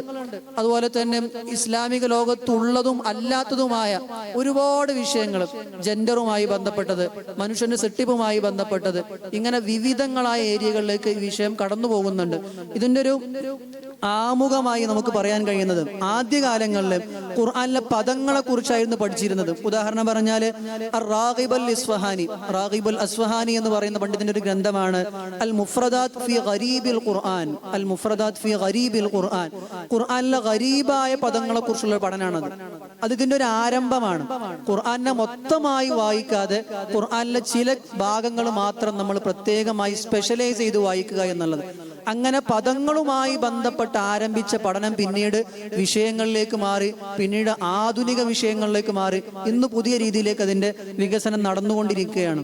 അപ്പൊ അതിൽ തന്നെ ഏറ്റവും പ്രധാനപ്പെട്ട ഒരു ഗ്രന്ഥമാണ് ഇന്ന് ലോകത്തെ ഏറ്റവും കൂടുതൽ ഖുർആനുമായി ബന്ധപ്പെട്ട് പഠിക്കുന്ന ആധുനിക പണ്ഡിതന്മാർ ഏറ്റവും സവിശേഷമായി വായിക്കുന്ന ഒരു പുസ്തകമാണ് major themes of the Quran എന്ന് പറയുന്ന ഒരു പുസ്തകം. മേജർ തീംസ് ഓഫ് ദി ഖുർആൻ, ഖുർആനിലെ ഏറ്റവും പ്രധാനപ്പെട്ട തീമുകൾ എന്ന് പറഞ്ഞ വിഷയങ്ങൾ, ഖുർആനിൽ സവിശേഷമായി ഏറ്റവും പ്രാധാന്യം അർഹിക്കുന്ന വിഷയങ്ങൾ, അതിനെ പ്രത്യേകമായി എടുത്ത് പറയുകയും വിശകലനം ചെയ്യുന്ന ഒരു പുസ്തകമാണ്. അത് എഴുതിയത് ഡോക്ടർ ഫസ്ലുർ റഹ്മാൻ മാലിക് എന്ന് പറയുന്ന പണ്ഡിതനാണ്. അമേരിക്കയിൽ ജീവിച്ച് പിന്നീട് പാകിസ്ഥാനിൽ ജീവിച്ച് പിന്നീട് അമേരിക്കയിൽ കേന്ദ്രീകരിച്ച ഒരു മനുഷ്യൻ, ഫസ്ലുർ റഹ്മാൻ മാലിക്. അദ്ദേഹത്തിന്റെ ഗ്രന്ഥമാണ് മേജർ തീംസ് ഓഫ് ദി ഖുർആൻ. അതിൽ അദ്ദേഹം ഖുർആനിലെ ഏറ്റവും പ്രധാനപ്പെട്ട ചർച്ചകളെ കൂടുതൽ വിശാലമായി ചർച്ച ചെയ്യാണ്. ഉദാഹരണം പറഞ്ഞാൽ ഗോഡ്, അള്ളാഹു എന്ന് പറഞ്ഞ പദത്തിന് എത്ര വിശാലതയിലേക്ക് നമുക്ക് വായിക്കാൻ പറ്റും. ഒരു തഫ്സീറിൽ പറയുമ്പോൾ ഓരോ ആയത്തിലും അള്ളാഹു എന്ന് പറഞ്ഞ പദത്തിന് വ്യത്യസ്തമായ അർത്ഥങ്ങൾ ഉണ്ടാകും. അതിൽ നിന്നൊക്കെ മാറ്റി നിർത്തിയിട്ട് അള്ളാഹു എന്ന പദത്തെ അതിന്റെ എല്ലാ ആയത്തുകളുടെ എല്ലാ കെട്ടുപാടുകളും ഒഴിവാക്കിയിട്ട് സ്വതന്ത്രമായി അള്ളാഹു എന്ന പദത്തെ ഏതൊക്കെ അർത്ഥത്തിൽ പുതിയ കാലത്തേക്ക് നമുക്ക് സംബന്ധിച്ച് വായിക്കാൻ പറ്റും. അതുപോലെ നുബൂവത്ത്, പ്രൊഫറ്റ്ഹുഡ്, റിസാലത്ത് എന്ന് പറയുന്ന പദത്തെ എങ്ങനെ വായിക്കാൻ പറ്റും. അതുപോലെ അൽ മുഅ്മിനൂൻ, വിശ്വാസികൾ എന്ന് പറയുന്നത്, കാഫിറൂൻ എന്ന് പറയുന്നത്, മുനാഫിഖൂൻ, ഇങ്ങനെയുള്ള ഖുർആനിലെ പ്രധാനമായ വിഷയങ്ങളെ ചർച്ച ചെയ്യുന്ന ഒരു പുസ്തകമാണ് ഡോക്ടർ ഫസ്ലുർ റഹ്മാൻ മാലിക്കിന്റെ പുസ്തകം എന്ന് പറയുന്നത്. അപ്പൊ ഇങ്ങനെ വ്യത്യസ്തമായ പുസ്തകങ്ങൾ ഇസ്ലാമിക ലോകത്തുണ്ട്. എല്ലാം ഞാൻ എണ്ണി പറയുന്നില്ല. ഒന്നുകൂടെ പറയുന്നത് ജാസിർ ഔദ, ഡോക്ടർ ജാസിർ ഔദ ഇന്നും ജീവിച്ചിരിക്കുന്ന പണ്ഡിതനാണ്. ഡോക്ടർ ജാസിർ ഔദ, യൂട്യൂബിലൊക്കെ നിങ്ങൾക്ക് അദ്ദേഹത്തിന്റെ സംസാരങ്ങൾ കേൾക്കാൻ പറ്റും. അദ്ദേഹത്തിന്റെ ഒരു പഠനം എന്ന് പറയുന്നത് നമ്മുടെ മഖാസിദു ശരിയ, ഫിഖ്ഹിൽ പറയുന്ന മഖാസിദു ശരിയ, ഈ മഖാസിദു ശരിയയിലെ കാര്യങ്ങളെ എങ്ങനെ ഖുർആനുമായി ബന്ധപ്പെടുത്തി വായിക്കാൻ പറ്റും, ഫിഖ്ഹിന്റെ കെട്ടുപാടുകളിൽ മാത്രം നിൽക്കാതെ ഖുർആനിനെയും മഖാസിദു ശരിയയും സമ്മിശ്രമായിട്ട് എങ്ങനെ വായിച്ചെടുക്കാൻ പറ്റും എന്നുള്ളൊരു പഠനമാണ് ഡോക്ടർ ജാസിർ ഔദ നടത്തുന്നത്. അപ്പൊ അങ്ങനെ ഞാനതിൽ വിശാലമായി പോകുന്നില്ല. തീമാറ്റിക്കായി ഒരുപാട് പഠനങ്ങൾ ഇസ്ലാമിക ലോകത്ത് അതുപോലെ തന്നെ വെസ്റ്റിന്റെ ലോകത്തും നടന്നുകൊണ്ടിരിക്കുന്നുണ്ട് എന്നുള്ളതാണ്. മറ്റൊന്നുള്ളത് ഏറ്റവും ആധുനികമായ ഖുർആനെ കുറിച്ചുള്ള വിശകലനമാണ് decolonial studies of the Quran. കൊളോണിയലിസം നമുക്ക് എല്ലാവർക്കും അറിയാവുന്ന ഒരു കാര്യമാണ്. കൊളോണിയലിസം ഇന്ത്യക്കാരെ മാത്രമല്ല ബാധിച്ചത്, പ്രത്യേകിച്ചും ഖുർആൻ അവതരിക്കപ്പെട്ട മക്ക, മദീന, ഇജാസ് ഏരിയ, അതുപോലെ തന്നെ മിഡിൽ ഈസ്റ്റേൺ രാഷ്ട്രങ്ങളും ഇവരൊക്കെയും ഒരു കാലഘട്ടത്തിൽ ഈ വെസ്റ്റിന്റെയും അതുപോലെ തന്നെ വെസ്റ്റിന് പുറത്തുള്ള യൂറോപ്യൻ രാഷ്ട്രങ്ങളുടെയും കയ്യിൽ അകപ്പെട്ട് കൊളോണിയൽ രാഷ്ട്രങ്ങളായും അതുപോലെ തന്നെ കൊളോണിയൽ വൽക്കരിക്കപ്പെട്ട നാടുകളായിരുന്നു എന്ന് നമുക്കറിയാം. കൊളോണിയലിസം എന്ന് പറയുന്നത് പല അർത്ഥത്തിലാണ്. ഒന്നവരെ പവർ കൊണ്ട് കീഴടക്കുക, ശക്തി കൊണ്ട് കീഴടക്കുക എന്നുള്ളതാണ്. അതോടൊപ്പം തന്നെ വിദ്യാഭ്യാസപരമായി കിടക്കുക എന്നുള്ളതും അതിന്റെ ഭാഗമായിരുന്നു. അതുപോലെ അതാണ് നമ്മുടെ ഇന്ത്യയിലൊക്കെ ഒരുപാട് തലത്തിൽ വെസ്റ്റേൺ മിഷനറികൾ, ബ്രിട്ടീഷുകാർ അവരുടെ സ്ഥാപനങ്ങൾ സ്ഥാപിച്ച് അവരുടെ ഭാഷ ഇവിടുത്തെ പ്രമുഖമായ ഭാഷയാക്കി മാറ്റാനുള്ള ശ്രമങ്ങളൊക്കെ നടത്തിയിട്ടുണ്ട്. അതുപോലെ ഈസ്റ്റിലും ഇത് ഉണ്ടായിട്ടുണ്ട് എന്നുള്ളതാണ്. അപ്പൊ നമ്മുടെ പഠനങ്ങളെ ചോദ്യം ചെയ്യുന്ന, ഖുർആനെ ചോദ്യം ചെയ്യുന്ന, ഖുർആനിക ആശയങ്ങളെ ചോദ്യം ചെയ്യുന്ന ഒരുപാട് പഠനങ്ങൾ, ഒരുപാട് ഗവേഷണങ്ങൾ ഈ കാലഘട്ടത്തിൽ, ഈ കൊളോണിയൽ കാലഘട്ടത്തിൽ ഉണ്ടായിട്ടുണ്ട്. അതിനൊക്കെ ഡീ കൊളോണിയലൈസ് ചെയ്യണം എന്ന് പറയുന്ന രീതിയിൽ പുതിയ പണ്ഡിതന്മാർ ഇസ്ലാമിക ലോകത്ത് വരുന്നുണ്ട്. അക്കാലത്ത് എഴുതപ്പെട്ട പഠനങ്ങളൊക്കെ നമ്മൾ എന്ത് ചെയ്യണം, അങ്ങനെ വിട്ടാൽ ശരിയാവൂല. വീണ്ടും ആവർത്തിച്ച് വായിച്ച് അതിലുള്ള കാര്യങ്ങളെ ഡീ കൊളോണിയലൈസ് ചെയ്ത് നമുക്ക് പറ്റാവുന്ന രീതിയിലേക്ക് അതിനെ മാറ്റിയെടുക്കണം എന്ന് പറയുന്ന പണ്ഡിതന്മാർ ഇസ്ലാമിക ലോകത്തുണ്ട്. ഇന്ന് ഖത്തറിലെ ഹമദ് ബിൻ ഖലീഫ യൂണിവേഴ്സിറ്റിയിൽ വിസിറ്റിംഗ് പ്രൊഫസറായി ജോലി ചെയ്യുന്ന ജോസഫ് ഇ ബി ലംബാർഡ് എന്ന് പറയുന്ന പണ്ഡിതൻ, ജോസഫ് ലംബാർഡ് എന്ന് പറയുന്ന അമേരിക്കക്കാരനാണ്. അദ്ദേഹത്തിന്റെ ഒരു പ്രത്യേകമായ ശ്രദ്ധ ഈ ഏരിയയിൽ തന്നെ ഉണ്ട്. അദ്ദേഹം കൂടുതൽ ഗവേഷണം നടത്തിക്കൊണ്ടിരിക്കുന്നതും ഈ ഏരിയയിലാണ്. അക്കാലത്ത് നടന്ന കൊളോണിയൽ കാലഘട്ടത്തിൽ നടന്ന പഠനങ്ങളെ ആ കൊളോണിയലായ ആശയങ്ങളിൽ നിന്ന് മുക്തമാക്കി നമുക്ക് യോജിക്കാൻ കഴിയുന്ന രൂപത്തിലേക്ക് മാറ്റിയെടുക്കുക എന്ന രീതിയിൽ പഠനങ്ങൾ നടന്നുകൊണ്ടിരിക്കുന്നുണ്ട് എന്നുള്ളതാണ്. മറ്റൊന്നുള്ളത് ഉസ്താദ് പറഞ്ഞതിനൊരു ബാക്കിയാണ് മുനാസബാത്ത് അല്ലെങ്കിൽ കൊഹറൻസ്, നളുമ് എന്നൊക്കെ അതിനെ കുറിച്ച് പറയാം. ഖുർആനിലെ ആയത്തുകൾ തമ്മിലുള്ള ബന്ധം, ഓരോ ആയത്തും തൊട്ടടുത്തുള്ള ആയത്തുകൾ തമ്മിലുള്ള ബന്ധം, ഓരോ സൂറത്തിന്റെ ആദ്യവും അവസാനവും തമ്മിലുള്ള ബന്ധം, ഒരു സൂറത്തിന്റെ അവസാനവും തൊട്ടടുത്ത സൂറത്തിന്റെ തുടക്കവും തമ്മിലുള്ള ബന്ധം, ഇങ്ങനെ ഒരുപാട് പഠനങ്ങൾ ലോകത്ത് നടന്നിട്ടുണ്ട്. അത് ഇന്ന് തുടങ്ങിയതൊന്നുമല്ല, ക്ലാസിക്കൽ പഠനങ്ങൾ എന്ന് പറഞ്ഞാൽ ആദ്യകാലത്ത് ഖുർആനെ കുറിച്ചുള്ള പഠനങ്ങൾ തന്നെ ഇതുണ്ട്. ഇമാം സുയൂത്തി തങ്ങളുടെ ഒരു ഗ്രന്ഥമുണ്ട്, അൽ മറാസിദുൽ മത്താലി എന്ന് പറയുന്ന ഒരു ഗ്രന്ഥം, ഫി തനാസുബിൽ മത്താലിഇ വൽ മഖാത്തി എന്നാണ് എന്റെ ഓർമ്മ, ചില വ്യത്യാസങ്ങൾ ഉണ്ടാകാം. അൽ മറാസിദുൽ മത്താലി എന്ന് പറയുന്ന ഒരു പഠനമാണ്. അതിൽ ചർച്ച ചെയ്യുന്നത് ഇത്ര മാത്രമേ ഉള്ളൂ, ചെറിയൊരു പുസ്തകമാണ്.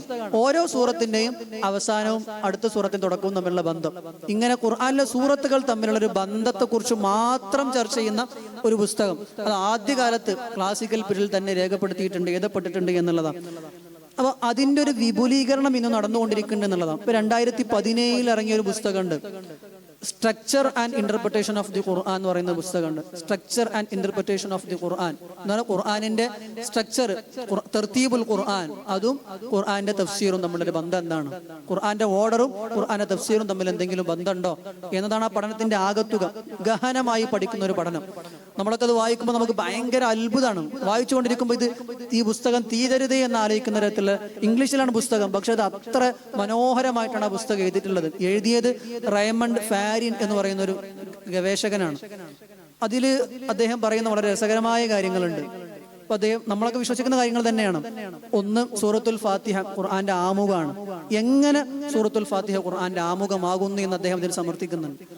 ഖുർആനിലെ ഏറ്റവും അവസാനത്തെ 2 സൂറത്തുകളും, സൂറത്തുൽ ഫലക്കും സൂറത്തുൽ നാസും, ഖുർആന്റെ കൺക്ലൂഷൻ എന്ന് പറയാവുന്ന സൂറത്തുകളാണ്. ഖുർആനിന്റെ കൺക്ലൂഷനാണ് സൂറത്തുൽ ഫലക്കും സൂറത്തുൽ നാസും. ഇനി അദ്ദേഹം പറയുന്നത് ഓരോ സൂറത്തിനും ഓരോ സ്ട്രക്ചർ ഉണ്ടെന്നുള്ളത്. ഓരോ സൂറത്തിനും ഓരോ സ്ട്രക്ചർ ഉണ്ട്.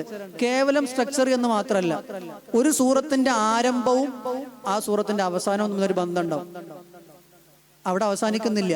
സൂറത്തിന്റെ ആരംഭം കഴിഞ്ഞിട്ടുള്ള കുറച്ച് ആയത്തുകൾ എടുത്തു നോക്കിയിട്ട് സൂറത്തിന്റെ അവസാനം കഴിഞ്ഞിട്ട് അതിന് തൊട്ടു മുമ്പുള്ള കുറച്ച് ആയത്ത് എടുത്തു നോക്കിയാൽ അതും തമ്മിൽ ബന്ധമുണ്ടാവും. അപ്പൊ എന്ന് പറഞ്ഞാൽ നമ്മളങ്ങനെ ഒരു റിങ്ങായി പോകുന്ന പോലെ, ചങ്ങല പോകുന്നത് പോലെ ഖുർആനിന്റെ മൊത്തം സൂറത്തുകൾ, മൊത്തം ആയത്തുകൾ തമ്മിൽ ഒരു ബന്ധം ഉണ്ട് എന്നുള്ളതാണ്. നിങ്ങൾക്കത് വായിക്കാൻ ഞാൻ വിശാലമായിട്ട് പറയുന്നില്ല. എന്നിട്ട് അദ്ദേഹം അവസാനം പറയുന്ന ഒരു കാര്യമുണ്ട്, ഖുർആനിന് ഒരു സെന്റർ ഉണ്ട്.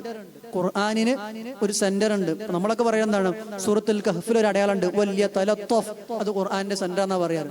ഇദ്ദേഹം അങ്ങനെയല്ല, ഇത് തഫ്സീറുമായി ബന്ധപ്പെടുത്തിയുള്ള ഒരു പഠനമാണല്ലോ. അപ്പൊ തഫ്സീറുമായി ബന്ധപ്പെടുത്തി ഖുർആനെ വിശകലനം ചെയ്യുമ്പോൾ ഖുർആന്റെ സെന്റർ എന്ന് പറയുന്നത് 2 ആയത്തുകളാണ് അദ്ദേഹം പറയുന്നത്. 2 ആയത്തുകൾ ഏതായിരിക്കും?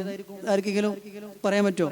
ഖുർആന്റെ സെന്റർ ആയിട്ട് വരുന്ന ആയത്തുകൾ ഏതൊക്കെ ആയിരിക്കും എന്നുള്ളത്?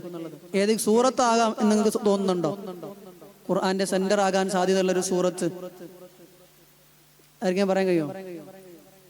നമ്മളൊക്കെ സ്ഥിരമായി പാരായണം ചെയ്യുന്ന ഒരു സൂറത്ത് തന്നെയാണ്. നിരന്തരമായി നമ്മൾ ഓർമ്മയിൽ ഉണ്ടാകുന്ന, എല്ലാവരും എപ്പോഴും പാരായണം ചെയ്യുന്ന സൂറത്തുകളിൽ ഒന്നാണ് സൂറത്തുർ റഹ്മാൻ, അല്ലേ? സൂറത്തുർ റഹ്മാൻ. സൂറത്തുർ റഹ്മാന്റെ തൊട്ടു മുമ്പുള്ള സൂറത്ത് സൂറത്തുൽ ഖമർ. സൂറത്തുൽ ഖമറിന്റെ അവസാന ആയത്ത് ഇങ്ങനെയാണ്, ഫീ മഖഅദി സിദ്ഖിൻ ഇൻദ മലീകിൻ മുഖ്തദിർ എന്നുള്ളതാണ്. ഖുർആനിൽ അല്ലാഹു ഒറ്റ തവണ മലീക് എന്ന പദം ഉപയോഗിച്ചിട്ടുള്ളൂ. അത് ഈ ആയത്തിലാണ്, മലീക് എന്ന പദം. അപ്പൊ അദ്ദേഹം പറയുന്നത് ഈ ആയത്തും സൂറത്തുർ റഹ്മാനിന്റെ 1-ാമത്തെ ആയത്തും അർ റഹ്മാൻ എന്ന് പറയുന്ന ആയത്തും, ഈ 2 ആയത്തുകളാണ് ഖുർആനിന്റെ സെന്റർ എന്ന് പറയുന്നത്. ആ 2 ആയത്തിലേക്ക് ദൈവികമായ എല്ലാ കാര്യങ്ങളെയും ഉൾക്കൊള്ളിക്കാൻ നമുക്ക് കഴിയും. റഹ്മാൻ എന്ന് പറയുന്നതിലേക്ക് സകല കാരുണ്യങ്ങളെയും നമുക്ക് ഉൾക്കൊള്ളിക്കാൻ കഴിയും. മലീക്, ഖുർആൻ അള്ളാഹുവിന്റെ സർവമായ അധികാരങ്ങളെയും ഉൾക്കൊള്ളിക്കാൻ കഴിയും. അതിനകത്താണ് നമ്മളെ എല്ലാ വിശ്വാസങ്ങളും, നമ്മുടെ എല്ലാ കർമ്മങ്ങളും ഉള്ളത്. അതുകൊണ്ട് ഖുർആന്റെ സെന്റർ എന്ന് പറയുന്നത് ഇതാണ് എന്ന് അദ്ദേഹം ആ പുസ്തകത്തിൽ സമർപ്പിക്കുന്നുണ്ട്. അത് ഞാൻ വിടുകയാണ്. അതുപോലെ തന്നെ അതിനെക്കുറിച്ചുള്ള പഠനങ്ങൾ ഇന്ത്യക്കാർ വരെ നടത്തിയിട്ടുണ്ട്. ഇന്ത്യയിൽ നിന്നുള്ള പണ്ഡിതന്മാർ വരെ ഖുർആന്റെ ഈ സ്ട്രക്ചറിനെ കുറിച്ച്, ഖുർആൻ ഈ ചങ്ങലയായി പോകുന്നതിനെ കുറിച്ചുള്ള പഠനങ്ങൾ നടത്തിയിട്ടുണ്ട്. അമീൻ അഹ്സൻ ഇസ്ലാഹി എന്ന് പറയുന്ന പാകിസ്ഥാനി പണ്ഡിതനെ കുറിച്ച് പഠിച്ചിട്ടുണ്ട്. ഹമീദുദ്ദീൻ അൽ ഫറാഹി എന്ന് പറയുന്ന ഇന്ത്യക്കാരൻ ഇതിനെ കുറിച്ച് പഠിച്ചിട്ടുണ്ട്. നൽമുൽ ഖുർആൻ എന്നാണ് അദ്ദേഹത്തിന്റെ ഗ്രന്ഥത്തിന്റെ പേര് തന്നെ. ഹമീദുദ്ദീൻ അൽ ഫറാഹിയുടെ നൽമുൽ ഖുർആൻ, ഖുർആന്റെ സ്ട്രക്ചറിനെ കുറിച്ച് മാത്രം അദ്ദേഹം പഠിച്ചിട്ടുണ്ട് എന്നർത്ഥം.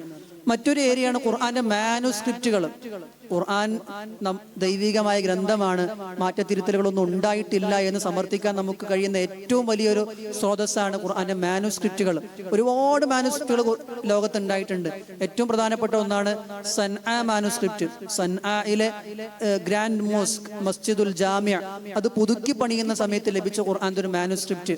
അത് പിന്നീട് കാർബൺ ഡേറ്റ് അനുസരിച്ച് പരിശോധന നടത്തുകയും ഹിജറ 2-ാം നൂറ്റാണ്ടിലുള്ള ഖുർആന്റെ മാനുസ്ക്രിപ്റ്റ് ആണെന്ന് കണ്ടെത്തുകയും ഇന്ന് നമ്മുടെ കയ്യിലുണ്ടായിരുന്ന മുസ്ഹഫുമായി താരതമ്യപ്പെടുത്തിയപ്പോൾ ലിപിയിൽ മാത്രമേ അതിന് മാറ്റമുള്ളൂ, ഖുർആന്റെ മറ്റൊന്നിലും അതിന് മാറ്റമില്ല എന്ന് കണ്ടെത്തുകയും ചെയ്തിട്ടുണ്ട്. അത് കണ്ടെത്തിയത് നമ്മളൊന്നുമല്ല, വെസ്റ്റിൽ നിന്നുള്ള, എന്നാൽ ഖുർആനെയും ഇസ്ലാമിനെയൊക്കെ വിമർശിക്കാൻ വേണ്ടി പുറപ്പെട്ടു വന്നിട്ടുള്ള ഓറിയന്റലിസ്റ്റുകൾ തന്നെയാണ് ഇതൊക്കെ കണ്ടെത്തിയിട്ടുള്ളത്.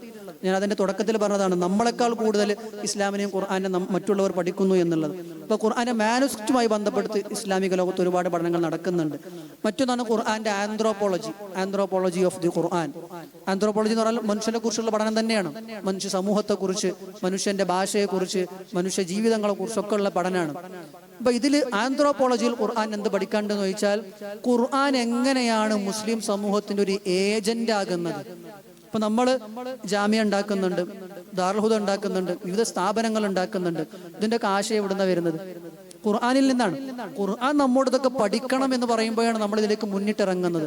നമ്മൾക്ക് കുടുംബമുണ്ട്, കുടുംബം നമ്മൾ ഉണ്ടാക്കുന്നത് അത് ഇസ്ലാമികമായ വ്യവഹാരമാണ്, ഖുർആൻ പ്രോത്സാഹിപ്പിക്കുന്നതാണെന്ന് പറയുമ്പോഴാണ്. അപ്പൊ ഇങ്ങനെ തുടങ്ങി മുസ്ലിം സമൂഹത്തിന്റെയും ആഗോള സമൂഹത്തിന്റെയും ഒരു ഏജന്റായി മൊത്തം വികസനങ്ങളുടെ, സംസ്കാരങ്ങളുടെ, അവരുടെ എത്തിക്സ്, അവരുടെ ധാർമ്മിക മൂല്യങ്ങളിലൊക്കെ ഒരു ഏജന്റായി സമൂഹത്തിൽ ഖുർആൻ എങ്ങനെ വർക്ക് ചെയ്യുന്നു, ഖുർആൻ സമൂഹത്തിൽ എങ്ങനെയാണ് ഇടപെടുന്നത് എന്നതിനെ കുറിച്ചാണ് ആന്ത്രോപോളജിയിൽ വിശാലമായി പഠനങ്ങൾ നടന്നുകൊണ്ടിരിക്കുന്നത്. ഇങ്ങനെയൊക്കെയുള്ള ഒരുപാട് പഠനങ്ങൾ ഇസ്ലാമിക ലോകത്ത് ഖുർആനുമായി ബന്ധപ്പെട്ട് ഖുർആനെ വിമർശിച്ചും ഖുർആനെ അനുകൂലിച്ചുകൊണ്ടും ഖുർആനിലെ സത്യം കണ്ടെത്താൻ വേണ്ടിയിട്ടൊക്കെ ഒരുപാട് പഠനങ്ങൾ നടക്കുന്നുണ്ട്. അപ്പൊ ഇതൊക്കെ തഫ്സീറിന്റെ ഭാഗമാണെന്ന് ചോദിച്ചാൽ ആണ്. ഇന്നത്തെ കാലത്ത് തഫ്സീർ എന്ന് പറഞ്ഞാൽ ഖുർആൻ 1 മുതൽ സൂറത്തുൽ ഫാത്തിഹയിൽ 1-ാമത്തെ ആയത്ത് മുതൽ നാസ് വരെ ഖുർആനെ വായിച്ചു കൊണ്ടിരിക്കുന്ന ഒരു ശീലം പൊതുവിൽ നമുക്കില്ല. സമൂഹത്തിനില്ല. പ്രത്യേകിച്ചും വെസ്റ്റിൽ ഇങ്ങനെയുള്ളൊരു പഠന രീതി തന്നെ നഷ്ടപ്പെട്ടിട്ടുണ്ട്. പകരം ഒന്നുകൂടെ സ്പെസിഫിക്കായി ഏതെങ്കിലും വിഷയത്തിലേക്ക്, ഖുർആന്റെ ചരിത്രത്തിലേക്കോ ഖുർആന്റെ ഹിസ്റ്ററിയിലേക്ക്, ഖുർആനിലെ പദങ്ങളിലേക്ക്, ഖുർആന്റെ ഭാഷയിലേക്ക് ഏതെങ്കിലും ഒന്നിലേക്ക് ഊന്നിക്കൊണ്ടാണ് അവർ പഠിക്കുന്നത്. ആ പഠനം ഒരർത്ഥത്തിൽ ഖുർആനെ കുറിച്ചുള്ള വിശാലമായ വായനകളാണ്. നമ്മുടെ തഫ്സീറിന് മുഫസ്സിറിന് നമ്മൾ കൊടുക്കുന്ന മാനദണ്ഡങ്ങളൊക്കെ മാറ്റിവെച്ചാൽ നമുക്ക് വിശ്വസിക്കാൻ കഴിയുന്ന, നമ്മൾ ഉൾക്കൊള്ളേണ്ട മുഫസ്സിരിങ്ങൾ എന്ന് പറയുന്നത് ഉസൂലു തഫ്സീർ, അതിന്റെ എല്ലാ നിയമങ്ങളും പാലിച്ചുകൊണ്ട് എഴുതപ്പെട്ട തഫ്സീറുകളാണ്. അതിനെ മാറ്റി നിർത്തിയാൽ ലോകത്ത് ഒരുപാട് ഖുർആനെ കുറിച്ചുള്ള പഠനങ്ങളുണ്ട്. ആ പഠനങ്ങളുടെ ഭാഗമാണ് ഇതൊക്കെയും എന്ന് മനസ്സിലാക്കി ഇതിനൊക്കെ കൂടുതൽ വായിക്കാനും ഖുർആൻ ആയത്തിൽ മനസ്സിലാക്കാൻ നമുക്ക് സാധിക്കണം. അല്ലാഹു സുബ്ഹാനഹു വ തആല തൗഫീഖ് നൽകുമാറാകട്ടെ. വആഖിറു ദഅവാനാ അൽഹംദുലില്ലാഹി റബ്ബിൽ ആലമീൻ. വസ്സലാമു അലൈക്കും വറഹ്മത്തുള്ളാഹി. നമ്മൾ ഇവിടെ പറഞ്ഞ വിഷയങ്ങൾ തന്നെ ആകണമെന്നില്ല. ഈ ഏരിയയുമായി ബന്ധപ്പെട്ട് നിങ്ങളുടെ സംശയങ്ങൾ, നിങ്ങളുടെ അഭിപ്രായങ്ങൾ, ആലോചനകൾ അതൊക്കെ ഇവിടെ പങ്കുവെക്കാവുന്നതാണ്. അപ്പോൾ അതുമായി ബന്ധപ്പെട്ട് നമ്മുടെ വായനകൾക്ക് പരിമിതി ഉണ്ടാവും. എന്നാലും ഇൻഷാ അല്ലാഹ് നമുക്ക് പറയാൻ പറ്റുന്ന കാര്യങ്ങളൊക്കെ ആ വിഷയത്തിൽ ചർച്ച ചെയ്യാം.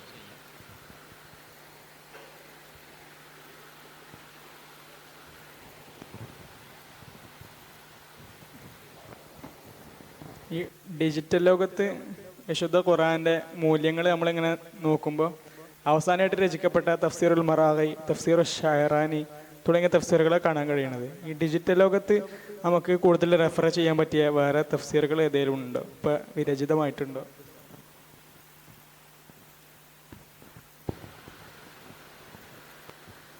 ഈ തഫ്സീറുൽ മറാഗി എങ്ങനെയാണ് നിങ്ങൾ ഡിജിറ്റൽ ലോകത്ത് ഉപകരിക്കുന്നത് പറഞ്ഞത് എങ്ങനെയാണെന്ന് മനസ്സിലായില്ല.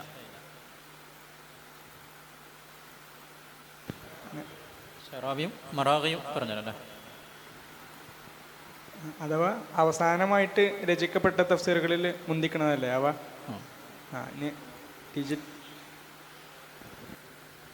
അതായത് തഫ്സീർ ഓരോ കാലഘട്ടത്തിലും രചിക്കപ്പെട്ടിട്ടുണ്ട്, ഇന്നും എഴുതപ്പെട്ടുകൊണ്ടിരിക്കുന്നുണ്ട്. അപ്പോൾ ഷറാവി എന്നത് പൂർത്തിയായിട്ടില്ല, കുറേ ഭാഗങ്ങളാണ് എഴുതിയത്. ഷറാവി ശരിക്ക് തഫ്സീർ അല്ല, മറിച്ച് അദ്ദേഹത്തിൻ്റെ ചില ഖവാത്തിറുകളാണ്.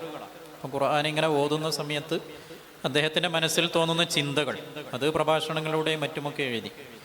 അതേപോലെ പിന്നെ സയ്യിദ് റമദാൻ ബൗത്തിയുടെ തഫ്സീർ, അദ്ദേഹം തഫ്സീറായിട്ട് എഴുതിയിട്ടില്ലെങ്കിലും അദ്ദേഹത്തിൻ്റെ പ്രഭാഷണങ്ങൾ, ക്ലിപ്പുകളൊക്കെ ധാരാളം നമുക്ക് കാണാൻ സാധിക്കും, വീഡിയോകൾ.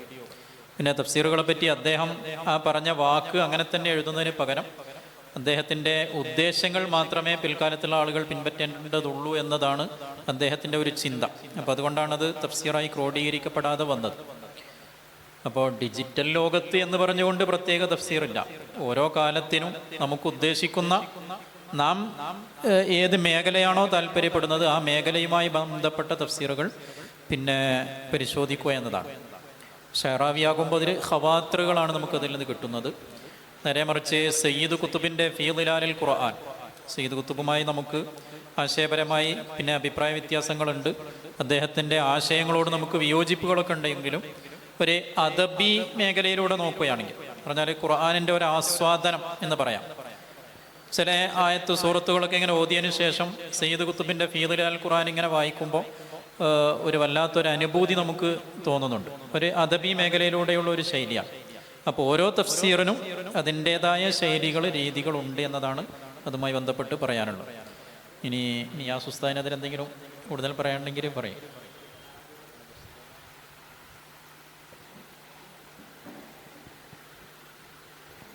ഈ ചോദ്യം എന്നുള്ളത് പുതിയ കാലഘട്ടത്തിലുള്ള തഫ്സീറുകളെ കുറിച്ചാണ്. ഞാൻ നേരത്തെ ഇതിൻ്റെ ഒരു സാധനം പറഞ്ഞു വെച്ചു.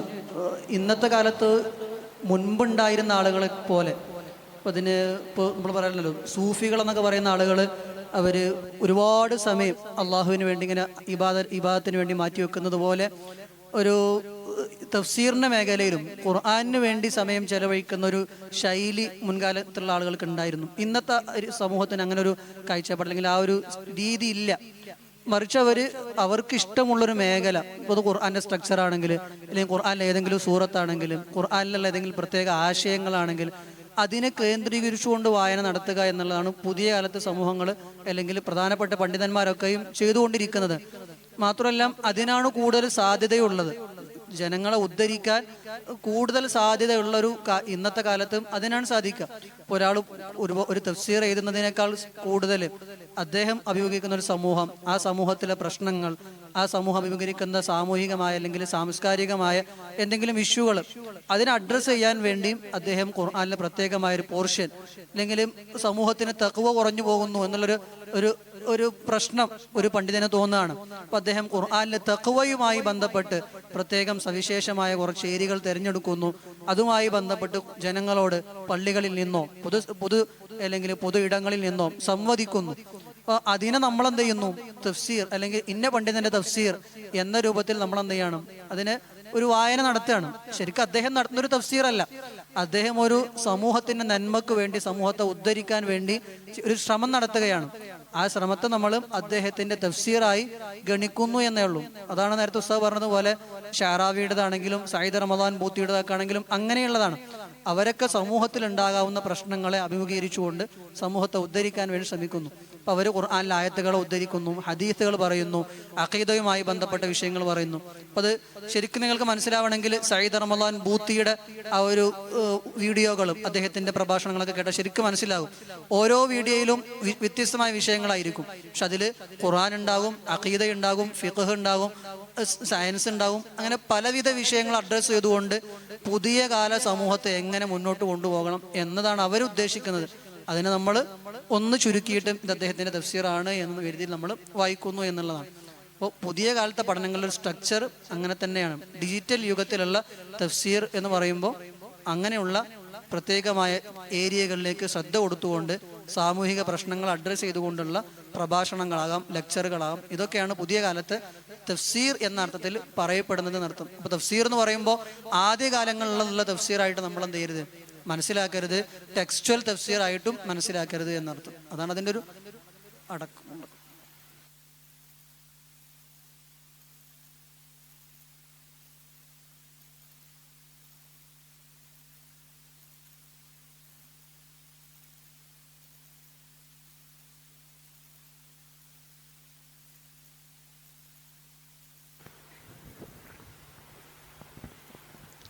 ഖുർആൻ്റെ സൂറത്തുകളെ സംബന്ധിച്ച് ചർച്ച ചെയ്തു.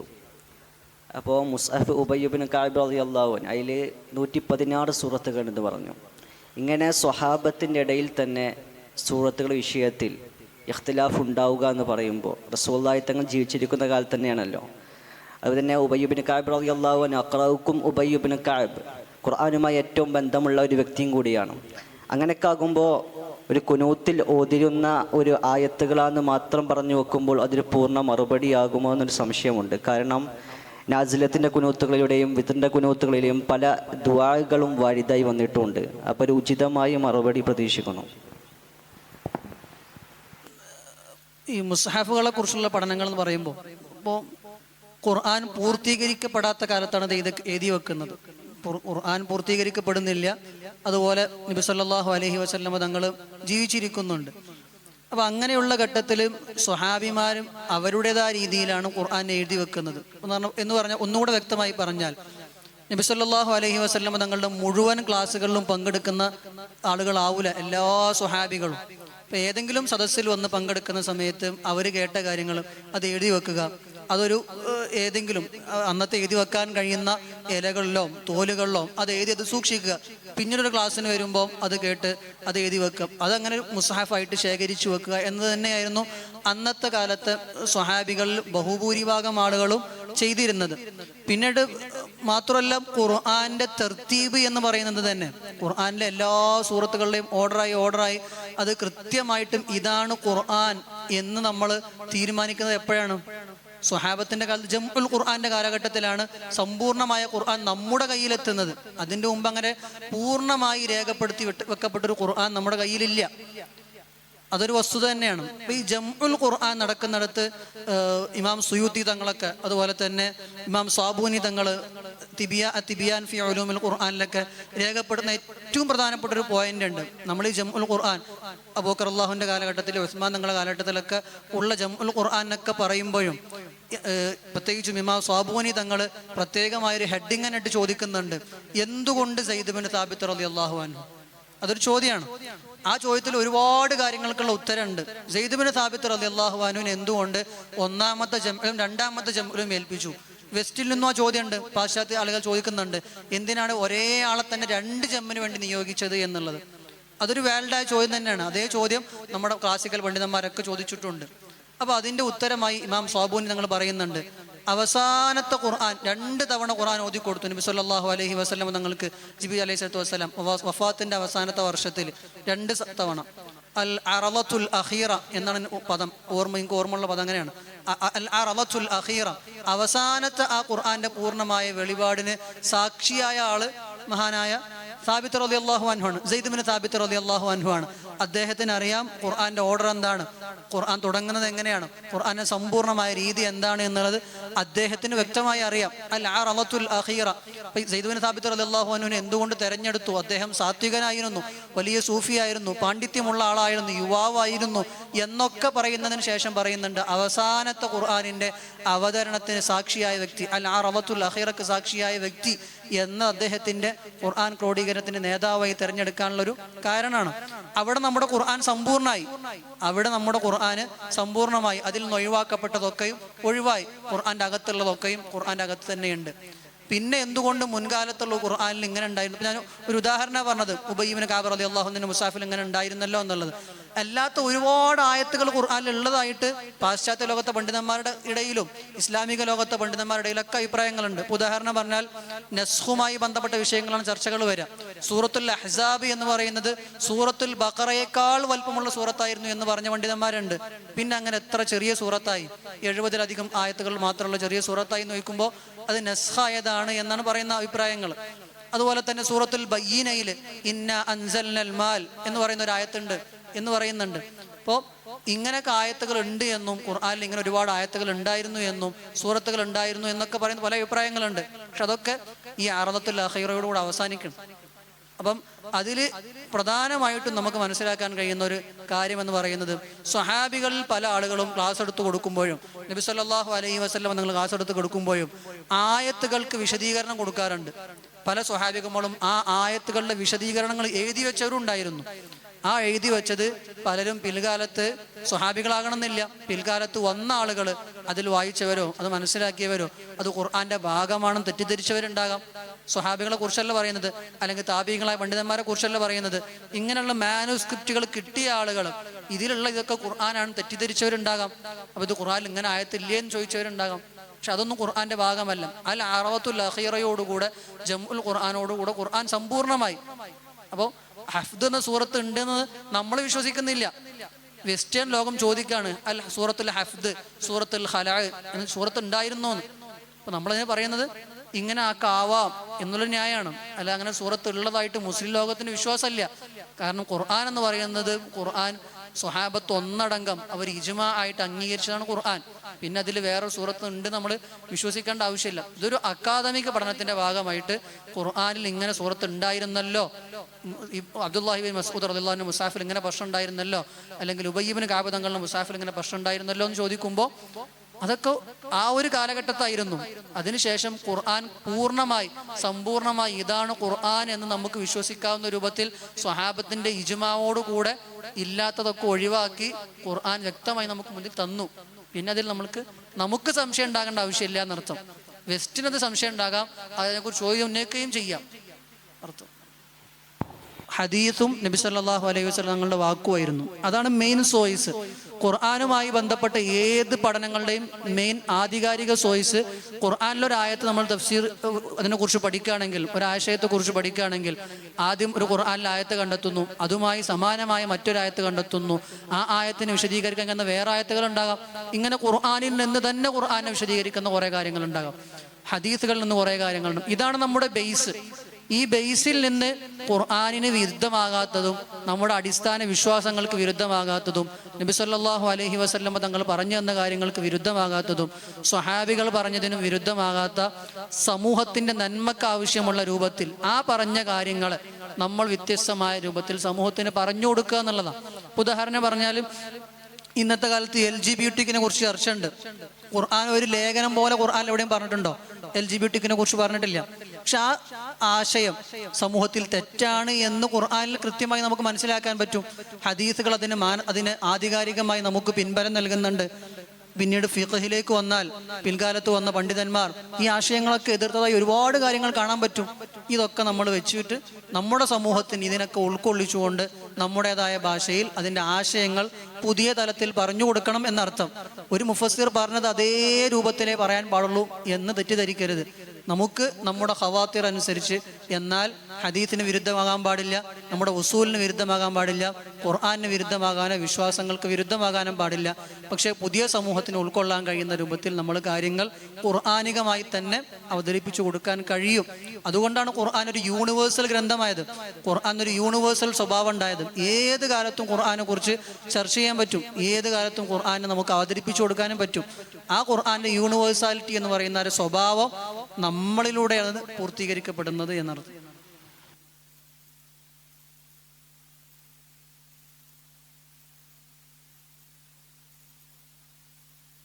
അസ്സലാമു അലൈക്കും. നമ്മൾ ഖുറാനിൽ തജ്വീദ് അനുസരിച്ച് ഓതണം എന്ന് പറയാറുണ്ടല്ലോ, അതിന് ഖുറാനികമായിട്ട് വല്ല അടയാളങ്ങളും കാണിക്കാനുണ്ടോ?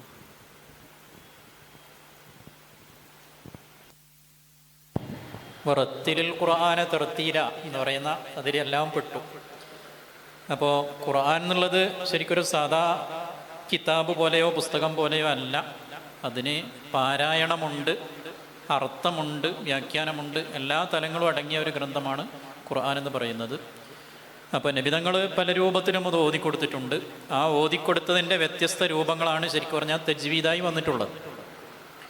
അപ്പം നമ്മൾ പഠിക്കുന്ന തജ്വീദ് ഹഫ്സ് അൻ ആസിം റളിയല്ലാഹു അൻഹുവിലൂടെ വന്ന ഖിറാഅത്താണ്. ആ ഖിറാഅത്ത് അനുസരിച്ചുള്ള തജ്വീദുമാണ് നമ്മൾ പഠിക്കുന്നത്. എന്നാൽ വർഷ് അൻ നാഫിഅ ആഫ്രിക്കൻ ഭാഗങ്ങളിലൊക്കെ ഓതുന്ന ഓത്ത് വേറൊരു രൂപമാണ്. ഇപ്പോൾ വലൽ ആഖിറത്തു എന്നുള്ള സ്ഥലത്തൊക്കെ നീട്ടിയിട്ട് വലൽ ആഖിറത്തു, അങ്ങനെയാണ് വർഷ് അൻ നാഫിയൻ്റെ ഓത്തിലുള്ളത്. അപ്പോൾ ഈ ഓത്തുകൾ മുഴുവനും കൃത്യമായ സനദ് സഹിതം നബിതങ്ങൾ എങ്ങനെയാണോ ഓതിയത് അങ്ങനെ ഓതുക എന്ന നിലയിലാണ് തജ്വീദ് നിലവിൽ വന്നിട്ടുള്ളത്. അപ്പോൾ ആ രൂപത്തിൽ തന്നെ ഓതണം എന്നുള്ളതിൻ്റെ എല്ലാ അർത്ഥങ്ങളും ഉൾക്കൊള്ളുന്ന ഒരു വാക്യം ഖുർആനിലുള്ളത് റത്തിലുൽ ഖുർആന തർത്തീല. പിന്നെ ഹദീസുകളിലൂടെയും ഖിറാഅത്തിൻ്റെ പണ്ഡിതന്മാരിലൂടെയും ഒക്കെ അതിൻ്റെ നിയമങ്ങൾ ക്രോഡീകരിക്കപ്പെട്ടു. അപ്പോൾ അത് ആ രൂപത്തിൽ തന്നെ ആയിരിക്കണം നമ്മൾ ഓതേണ്ടത്. ഖിറാഅത്ത് എന്ന് പറഞ്ഞാൽ മുത്തബായ സാധനമാണ്. നമ്മൾ സുന്നത്ത് പോലെ അങ്ങനെ മുത്തബായിട്ട് നമുക്ക് കിട്ടിയ സാധനമാണ്. സല്ലല്ലാഹു അലൈഹി വസല്ലം നമ്മൾ ഓതി കൊടുത്തു, സ്വഹാബികൾ അതങ്ങനെ മുത്തബായിട്ട് നമുക്ക് കിട്ടിപ്പോകുന്നു, സുന്നത്തായിട്ട് ഇങ്ങനെ സ്വീകരിച്ചു വന്ന. ഖുർആൻ എന്ന് പറഞ്ഞത് അങ്ങനെയല്ല, മുത്തവാത്തിറായിട്ടും ഇജ്മാഇന്റെ രൂപത്തിൽ വന്നതാണ്. അപ്പോൾ ഖിറാഅത്ത് എങ്ങനെ വന്നു എന്നത് തന്നെ അതെങ്ങനെ ഓതണം എന്നതിൻ്റെ രീതി നമുക്ക് മനസ്സിലാക്കി തരുന്നുണ്ട്. മുത്തബായിട്ടാണെങ്കിൽ നമുക്ക് ഏത് ഷെയ്ഖിൻ്റെ അടുത്ത് കിട്ടിയോ അതേ രൂപത്തിലാണ് നമ്മൾ ഓതേണ്ടത് എന്നുള്ളത് അതിൻ്റെ ആ രീതി തന്നെ നമുക്ക് മനസ്സിലാക്കി തരുന്നുണ്ട്. മുത്തബാണെന്ന് മനസ്സിലാക്കിയാൽ മതി. ഖിറാഅത്ത് എന്നുള്ളത് മുത്തബായ സാധനമാണ്. അപ്പം അങ്ങനെ ഓതുമ്പോൾ ഈ തജ്വീദിൻ്റെ നിയമങ്ങളിൽ നിർത്തൽ നിർബന്ധം, ഇത്ര നീട്ടൽ നിർബന്ധം, അതൊക്കെ പറയണത് ആ നീട്ടൽ നിർബന്ധം എന്ന് പറഞ്ഞു കൊടുത്ത് ഈ സാധാ വാജിബ് എന്ന് പറയുന്ന പോലെ ചെയ്തില്ലെങ്കിൽ കുറ്റം കിട്ടുക അങ്ങനത്തെ ഉണ്ടാവുമോ?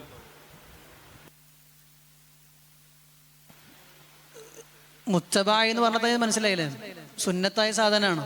അപ്പോൾ ഖുർആൻ നമ്മൾ തെറ്റിച്ചോതുക എന്നുള്ളതല്ല, ഖുർആന്റെ അർത്ഥങ്ങൾക്ക് വിരുദ്ധമാകാത്ത രൂപത്തിൽ നമ്മൾ പാരായണം ചെയ്യുക എന്നർത്ഥം. പിന്നെ അതിൽ സുന്നത്തായതുകൊണ്ട് തന്നെ ഇപ്പം എല്ലാവരെ കൊണ്ടും ഒരേപോലെ ഖുർആൻ ഓതാനൊന്നും കഴിയില്ല. അത് തെറ്റിന്റെ നിയമങ്ങൾ പഠിക്കുമ്പോൾ തന്നെ നിങ്ങൾക്ക് മനസ്സിലായിട്ടുണ്ടാവും. ഖുർആന്റെ നിയമങ്ങൾ അറിയുന്ന ഒരാളാണ് ഉണ്ടാകേണ്ടത്, ഒരു നാട്ടിൽ ഉണ്ടാകേണ്ടത്. അങ്ങനെയാണ് അതിൻ്റെ രീതി എന്ന് പറയുന്നത്. ഇപ്പം എല്ലാവർക്കും എല്ലാ നിയമവും പാലിച്ച് അങ്ങനെ ഓതാൻ കഴിയണം നിർബന്ധമൊന്നുമില്ല. പക്ഷെ അത് മുത്തബായിട്ട് അങ്ങനെയാണ് ഓതി കിട്ടിയത്. ആ രൂപത്തിൽ നമ്മൾ പഠിക്കുകയും ശീലിക്കുകയും ചെയ്യേണ്ടത് നമ്മുടെ ഉത്തരവാദിത്വം. അപ്പം അതിന് ഇപ്പോൾ കുറച്ചധികം നീട്ടി അയാൾക്ക് അറിയില്ല, അയാളെ കുറ്റം പറഞ്ഞിട്ട് കാര്യമില്ലല്ലോ. അല്ലെങ്കിൽ അറിയാതെ കുറച്ച് നീട്ടിപ്പോയി, അതുകൊണ്ട് അയാൾക്ക് കുറ്റം കിട്ടണമെന്നില്ല. അത് മുത്തബായ സാധനമാണ്. പിന്നെ അങ്ങനെ നീട്ടിയാൽ തന്നെ കുറ്റം കിട്ടുന്ന ഭാഗങ്ങൾ നമ്മൾ ഫിഖ്ഹിൻ്റെ കിതാബിൽ ചർച്ച ചെയ്ത ഭാഗങ്ങളാണ്. ഉദാഹരണത്തിന് ഇയ്യാക നഅ്ബുദു എന്ന സ്ഥലത്ത് യാവിന് ശബ്ദില്ലാതെ ഇയ്യാക നഅ്ബുദു എന്ന് ഓതിയാൽ അവിടെ പിന്നെ സൂര്യൻ്റെ ലൗഉ ശംസ് എന്നൊരർത്ഥം വരും. അപ്പോൾ സ്വാഭാവികമായിട്ടും അത് തൗഹീദിന് വിരുദ്ധമായി വരും. അതേപോലെ അല്ലാഹു അക്ബർ എന്ന് പറയേണ്ട സ്ഥലത്ത് അല്ലാഹു അക്ബർ എന്ന് പറഞ്ഞാൽ അതൊരു ചോദ്യമായി മാറിപ്പോകും. ഇങ്ങനെ റിആയത്ത് ചെയ്യേണ്ട കാര്യങ്ങൾ നമ്മുടെ ഫിഖഹിൻ്റെ കിതാബിൽ പ്രത്യേകം പരാമർശിക്കപ്പെട്ടിട്ടുണ്ട്. അത് ശ്രദ്ധിക്കാതെ പോയാൽ നിസ്കാരം ബാത്തിലാകും എന്ന രൂപത്തിലാണ് ഫിഖ് അതിനെ കൈകാര്യം ചെയ്തിട്ടുള്ളത്. എന്ന് പറഞ്ഞാൽ ആകത്തുക ഇത്ര തന്നെ. ഖുർആൻ്റെ അർത്ഥങ്ങൾ ഒരിക്കലും മാറാൻ പാടില്ല. നമ്മുടെ ഖിറാഅത്തിൽ നമ്മൾ അത് ശ്രദ്ധിക്കണം എന്നർത്ഥം. ഖുർആൻ്റെ അർത്ഥങ്ങൾക്ക് വിരുദ്ധമാകാതിരിക്കാൻ പരമാവധി ശ്രദ്ധയുണ്ടാകണം. ഈ ഓയിൽ മൗലൂബി അലൈഹിം എന്നുള്ളടത്ത് അവിടെ വാദിന് പകരം വാ ആയാൽ അർത്ഥം മാറും. അക്ഷരം മാറ്റി ഓതാൻ പാടില്ല. അത് നമ്മളെ കിതാബിൽ പറയുന്നുണ്ട്. ഒരു വാവ് ഉച്ചരിക്കേണ്ട സ്ഥലത്ത് ഒരാൾ വാ ആണോ ഫാ ആണോ എന്ന് സംശയിച്ചാൽ അവൻ ഓതാൻ പാടില്ല എന്നാണ്. മഗളു എന്നൊരു വാക്ക് ചിലപ്പോൾ ഉണ്ടായിക്കൊള്ളണമെന്നില്ല, പക്ഷേ ഖുർആനിലുള്ളത് ദ്വാദാണ്. അപ്പം അത് മാറ്റിയിട്ട് നമ്മൾ ലാ ആക്കുമ്പോൾ സ്വാഭാവികമായിട്ടും അക്ഷരം മാറിപ്പോയി. അക്ഷരങ്ങൾ മാറ്റുക എന്നത് ഖുർആനെ മാറ്റുന്നതിന് തുല്യമാണ് മനഃപൂർവ്വമാണെങ്കിൽ. അറിയാതെ ഓതിപ്പോയതിന് പിന്നെ നിർവാഹമില്ല.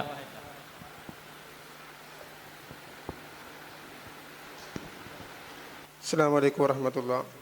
ഇവിടെ നിയാസുദ്ദീൻ ഉസ്താദ് ചർച്ചയ്ക്കിടെ പറഞ്ഞു നമുക്ക് വരുന്ന ഖവാത്തിർ അനുസരിച്ച് നമുക്ക് വേണമെങ്കിൽ മനസ്സിലാക്കി കൊടുക്കാമെന്ന് ഖുർആനിൽ നിന്ന്. പക്ഷേ അങ്ങനെ മനസ്സിലാക്കി കൊടുക്കാന്നുള്ളത് വലിയൊരു പ്രശ്നമായി വരില്ലേ? നമ്മളെല്ലാവരും നമ്മുടെ ഖവാത്തിർ അനുസരിച്ച് പുതിയ കാലത്തിലെ ചിന്തകൾക്കനുസരിച്ച് ഇങ്ങനെ എളുപ്പമാക്കി കൊടുക്കുമ്പോൾ അത് ഖുർആനോട് തന്നെ ചെയ്യുന്ന ഒരു വലിയ അനീതിയാകില്ലേ? പക്ഷേ അതിനപ്പുറം ഞാൻ എൻ്റെ ഒരു ആലോചന പങ്കുവെക്കുകയാണ്. തഫ്സീറിൽ നിന്ന് നമുക്ക് ഇതുവരെ ലഭ്യമായ ഇമാമുമാർ പറഞ്ഞു തന്ന തഫ്സീറിൽ നിന്ന് ആ തഫ്സീർ വായിച്ചിട്ട് നമുക്ക് കിട്ടുന്ന ആശയം പുതിയ കാലത്തോട് തുലനം ചെയ്തിട്ട് ചെയ്താൽ പോരെ? ഖുർആനിൽ നിന്ന് നമുക്ക് വായിക്കുമ്പോൾ ലഭിക്കുന്ന ഖവാത്തിർ നമുക്ക് ഹദീസ് വൈഫാണോ നാസിഖാണോ? നമ്മൾ പരിമിതമായ അറിവിൽ ജീവിക്കുന്നവരല്ലേ? അപ്പോൾ അതൊരു വലിയൊരു പ്രശ്നമായി തീരുകയില്ലേ? ഞാൻ പറഞ്ഞത് അങ്ങനെ തന്നെയാണ് ഞാൻ മനസ്സിലാക്കുന്നത്. ആദ്യം ഖുർആൻ വായിക്കണം എന്ന് പറഞ്ഞു. ഖുർആനിൽ സമാനമായി ആ ആയത്ത് വിശദീകരിക്കാൻ കഴിയുന്ന വേറെ ആയത്തുകളുണ്ടെങ്കിൽ അത് കണ്ടെത്തണം എന്ന് പറഞ്ഞു. പിന്നെ അതിന് പിൻബലമായി വരുന്ന ഹദീസുകൾ വേണമെന്ന് പറഞ്ഞു. പിന്നെ തഫ്സീറുകൾ വായിക്കണം എന്ന് പറഞ്ഞു. ഇതൊക്കെ വായിച്ചിട്ട് നമുക്ക് കിട്ടുന്നൊരു ഉൾക്കാഴ്ച ഉണ്ട്. ആ ഉൾക്കാഴ്ചയിൽ നിന്ന് പുതിയ സമൂഹത്തിന് നമുക്ക് കൊഴുക്കാൻ കഴിയുന്ന ഒരുപാട് കാര്യങ്ങളുണ്ട്. അതാണ് നമ്മൾ കൊടുക്കേണ്ടത്. കേവലം എന്ത് ചെയ്യരുത്, ഒരു തഫ്സീർ വായിച്ചിട്ട് ഈ തഫ്സീറിൽ ഉള്ളതേ പറയാവൂ എന്ന് ധരിക്കരുത് എന്ന് ഞാൻ പറഞ്ഞ സ്റ്റാൻഡ്. ഇപ്പോൾ ഖുർആന് ആദ്യം നമ്മളൊരു കാര്യം സമൂഹത്തോട് പറയാൻ ആഗ്രഹിക്കുന്നുവെങ്കിൽ ഏറ്റവും നമ്മൾ ചെയ്യേണ്ടത് ആദ്യം ഖുർആനിൽ അതെന്ത് പറയുന്നു എന്ന് ഖുർആനിൽ പരമാവധി നമ്മൾ ഓരോ ആയത്തും അതുമായി ബന്ധപ്പെട്ട ഒരു വിഷയവുമായി ബന്ധപ്പെട്ട പരമാവധി ആയത്തുകൾ കണ്ടെത്തുന്നു. അതിന് പിൻബലമേകാവുന്ന ഹദീസുകളൊക്കെയും സമാഹരിച്ച് അതിലുള്ള കാര്യങ്ങൾ പറയുന്നു. പിന്നെ പുതിയ കാലത്തോട് നമുക്ക് പറഞ്ഞു കൊടുക്കാൻ കഴിയാവുന്ന തഫ്സീറുകൾ ഉണ്ടാകാം. അതൊക്കെ അതിനെക്കുറിച്ച് അതിലൊക്കെ നോക്കിയിട്ട് ഇതൊക്കെ നോക്കുമ്പോൾ കിട്ടുന്നൊരു ഉൾക്കാഴ്ച ഉണ്ട് നമുക്ക്. അത് ഖുർആനികമായിരിക്കും, ഹദീസിന്റെ പിൻബലം ഉണ്ടാവും, അതിന് തഫ്സീറുകളുടെ പിൻബലം ഉണ്ടാകും. കേവലം ഒരൊറ്റ തഫ്സീർ എടുത്തിട്ട് ഇതേ ശരിയാകൂ എന്ന് നമ്മൾ എന്ത് ചെയ്യരുത്, വിശ്വസിക്കരുത് അർത്ഥം. ഉദാഹരണം പറഞ്ഞാൽ ഇപ്പം നമ്മൾ തഫ്സീർ നസഫിയിലുണ്ട്. ഉദാഹരണം കറുത്ത വർഗ്ഗക്കാരുമായി ബന്ധപ്പെട്ടൊരു പ്രയോഗം തഫ്സീർ നസഫിയിൽ നിങ്ങൾ ശ്രദ്ധിച്ചിട്ടുണ്ടോയെന്ന് അറിയില്ല. തിന്മ ചെയ്യുന്നവരുമായി ബന്ധപ്പെടുത്തിയിട്ട് കറുപ്പിനെ വെച്ചിട്ടൊരു ചെറിയൊരു പ്രശ്നം അതിൽ വരുന്നുണ്ട് തഫ്സീർ നസഫിയിൽ. ആ തഫ്സീർ നസഫിയിൽ അത് മാത്രം നോക്കിപ്പോയാൽ എന്തായിരിക്കും അവസ്ഥ? അപ്പം നമ്മൾ ഖുർആനൊരു ഉൾക്കാഴ്ച ഉണ്ട് നിറങ്ങളുമായി ബന്ധപ്പെട്ട്, അല്ലെങ്കിൽ മൊത്തം സമൂഹത്തെ എങ്ങനെ കാണുന്നു എന്നുള്ള ഖുർആനൊരു ഓവർവ്യൂ ഉണ്ട്, അല്ലെങ്കിൽ വേൾഡ് വ്യൂ എന്നൊക്കെ പറയാം. ഖുർആനൊരു വേൾഡ് വ്യൂ ഉണ്ട്. സമൂഹത്തെ എങ്ങനെ കാണണം, നീതി എന്താണ്, സമൂഹം എന്താണ്, മനുഷ്യരെന്താണെന്ന് ഖുർആനൊരു വേൾഡ് വ്യൂ ഉണ്ട്. അതിന് വിരുദ്ധമാകാൻ പാടില്ല. അപ്പം അതിന് വിരുദ്ധമാകാത്തതായിരിക്കണം നമ്മൾ പറയുന്ന കാര്യങ്ങൾ. അങ്ങനെ ആവണമെന്നുണ്ടെങ്കിൽ ആദ്യം ഖുർആൻ നോക്കണം, പിന്നെ ഖുർആനിൽ തഫ്സീർ നോക്കണം, ഹദീസ് നോക്കണം, ഇതൊക്കെ നോക്കണം. ഇതൊക്കെ നോക്കിയിട്ടേ പറയാവൂ എന്നാണ് ഞാൻ പറഞ്ഞത്. സ്വന്തം കാര്യം പറയരുത് എന്നാണ് ഞാൻ പറഞ്ഞ ഉദ്ദേശം. സ്വന്തമായിട്ട് കാര്യങ്ങൾ പറയല്ല, ഇതൊക്കെ നോക്കിയിട്ട് ഇതിൽ നമുക്കൊരു ഉൾക്കാഴ്ച രൂപപ്പെടും. അതാണ് നമ്മൾ സമൂഹത്തിന് പറഞ്ഞു കൊടുക്കേണ്ടത്.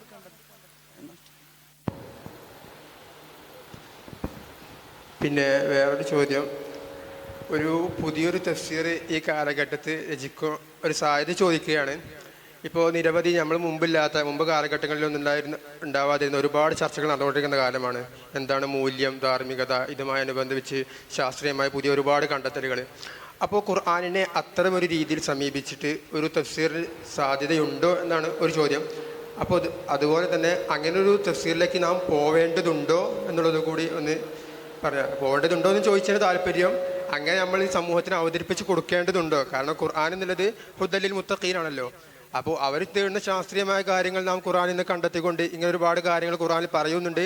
അപ്പോൾ ഖുർആൻ ഒരു ദൈവിക ഗ്രന്ഥമാണ്, അങ്ങനെ അവതരിപ്പിച്ച് കൊടുക്കേണ്ടതുണ്ടോ? അങ്ങനെ ഒരു തഫ്സീറിലേക്ക് ഞാൻ പോവേണ്ടതുണ്ടോ എന്നുള്ള ഒരു ചോദ്യം കൂടിയാണ്. അതായത് ഒരു പുതിയ തഫ്സീറിന് സ്കോപ്പ് ഉണ്ടോ എന്നുള്ളതാണ്. തഫ്സീറിന് എല്ലാ കാലത്തും സ്കോപ്പുണ്ട്. കാരണം പിന്നെ കാലഘട്ടം ഇങ്ങനെ മാറുന്നതിനനുസരിച്ച് പഴയ കാലത്ത് നടന്ന ശൈലികളും രീതികളൊന്നും ആയിക്കൊള്ളണമെന്നില്ല ഓരോ കാലത്തും ഉണ്ടാകുന്നത്. പക്ഷേ അതിലും നമ്മൾ നേരത്തെ പറഞ്ഞതുപോലെ നമ്മളൊരായത്ത് എടുക്കുന്നു, ഈ ആയത്തിന് ഇന്നതാണ് വ്യാഖ്യാനം എന്ന് പറയുന്നതിന് പകരം ധാരാളം തഫ്സീറുകൾ, അതിനെ തഫ്സീർ മുഖാറൻ എന്ന് പറയും. നമ്മൾ വ്യത്യസ്ത തഫ്സീറുകൾ വെച്ചുകൊണ്ട് ആ തഫ്സീറുകളിൽ നിന്നൊക്കെ കിട്ടുന്ന അറിവ് നമുക്ക് എങ്ങനെ ഈ കാലഘട്ടത്തിൽ പ്രയോഗിക്കാൻ പറ്റും. അപ്പോൾ ഇന്ന് നമ്മൾ അനുഭവിച്ചുകൊണ്ടിരിക്കുന്ന കുറേ ചർച്ചകൾ, ഇപ്പോൾ ഈ പറഞ്ഞ LGBT പോലെ സെക്യുലറിസം, ഇങ്ങനെ കുറേ ഇസങ്ങളും മറ്റുമൊക്കെ കൂട്ടിക്കുഴഞ്ഞു നിൽക്കുന്ന ഒരു കാലഘട്ടമാണ്. അപ്പോൾ ആ കാലത്ത് നമുക്ക് എങ്ങനെ പ്രയോഗിക്കാൻ പറ്റും എന്ന് നമ്മൾ പറയുമ്പോഴായിരിക്കും നമ്മുടെ ഒരു അഭിസംബോധിത സമൂഹത്തിന് അത് ഉൾക്കൊള്ളാൻ പറ്റുന്നത്. അപ്പോൾ തഫ്സീർ പഠനങ്ങൾ എന്നും തുടർന്നുകൊണ്ടേയിരിക്കണം. പക്ഷേ അത് ഇസ്ലാമികമായ ആ ഉസൂലിന്, ഖുർആൻ്റെ ഉസൂലിന് വിരുദ്ധമാകരുത് എന്ന് മാത്രം.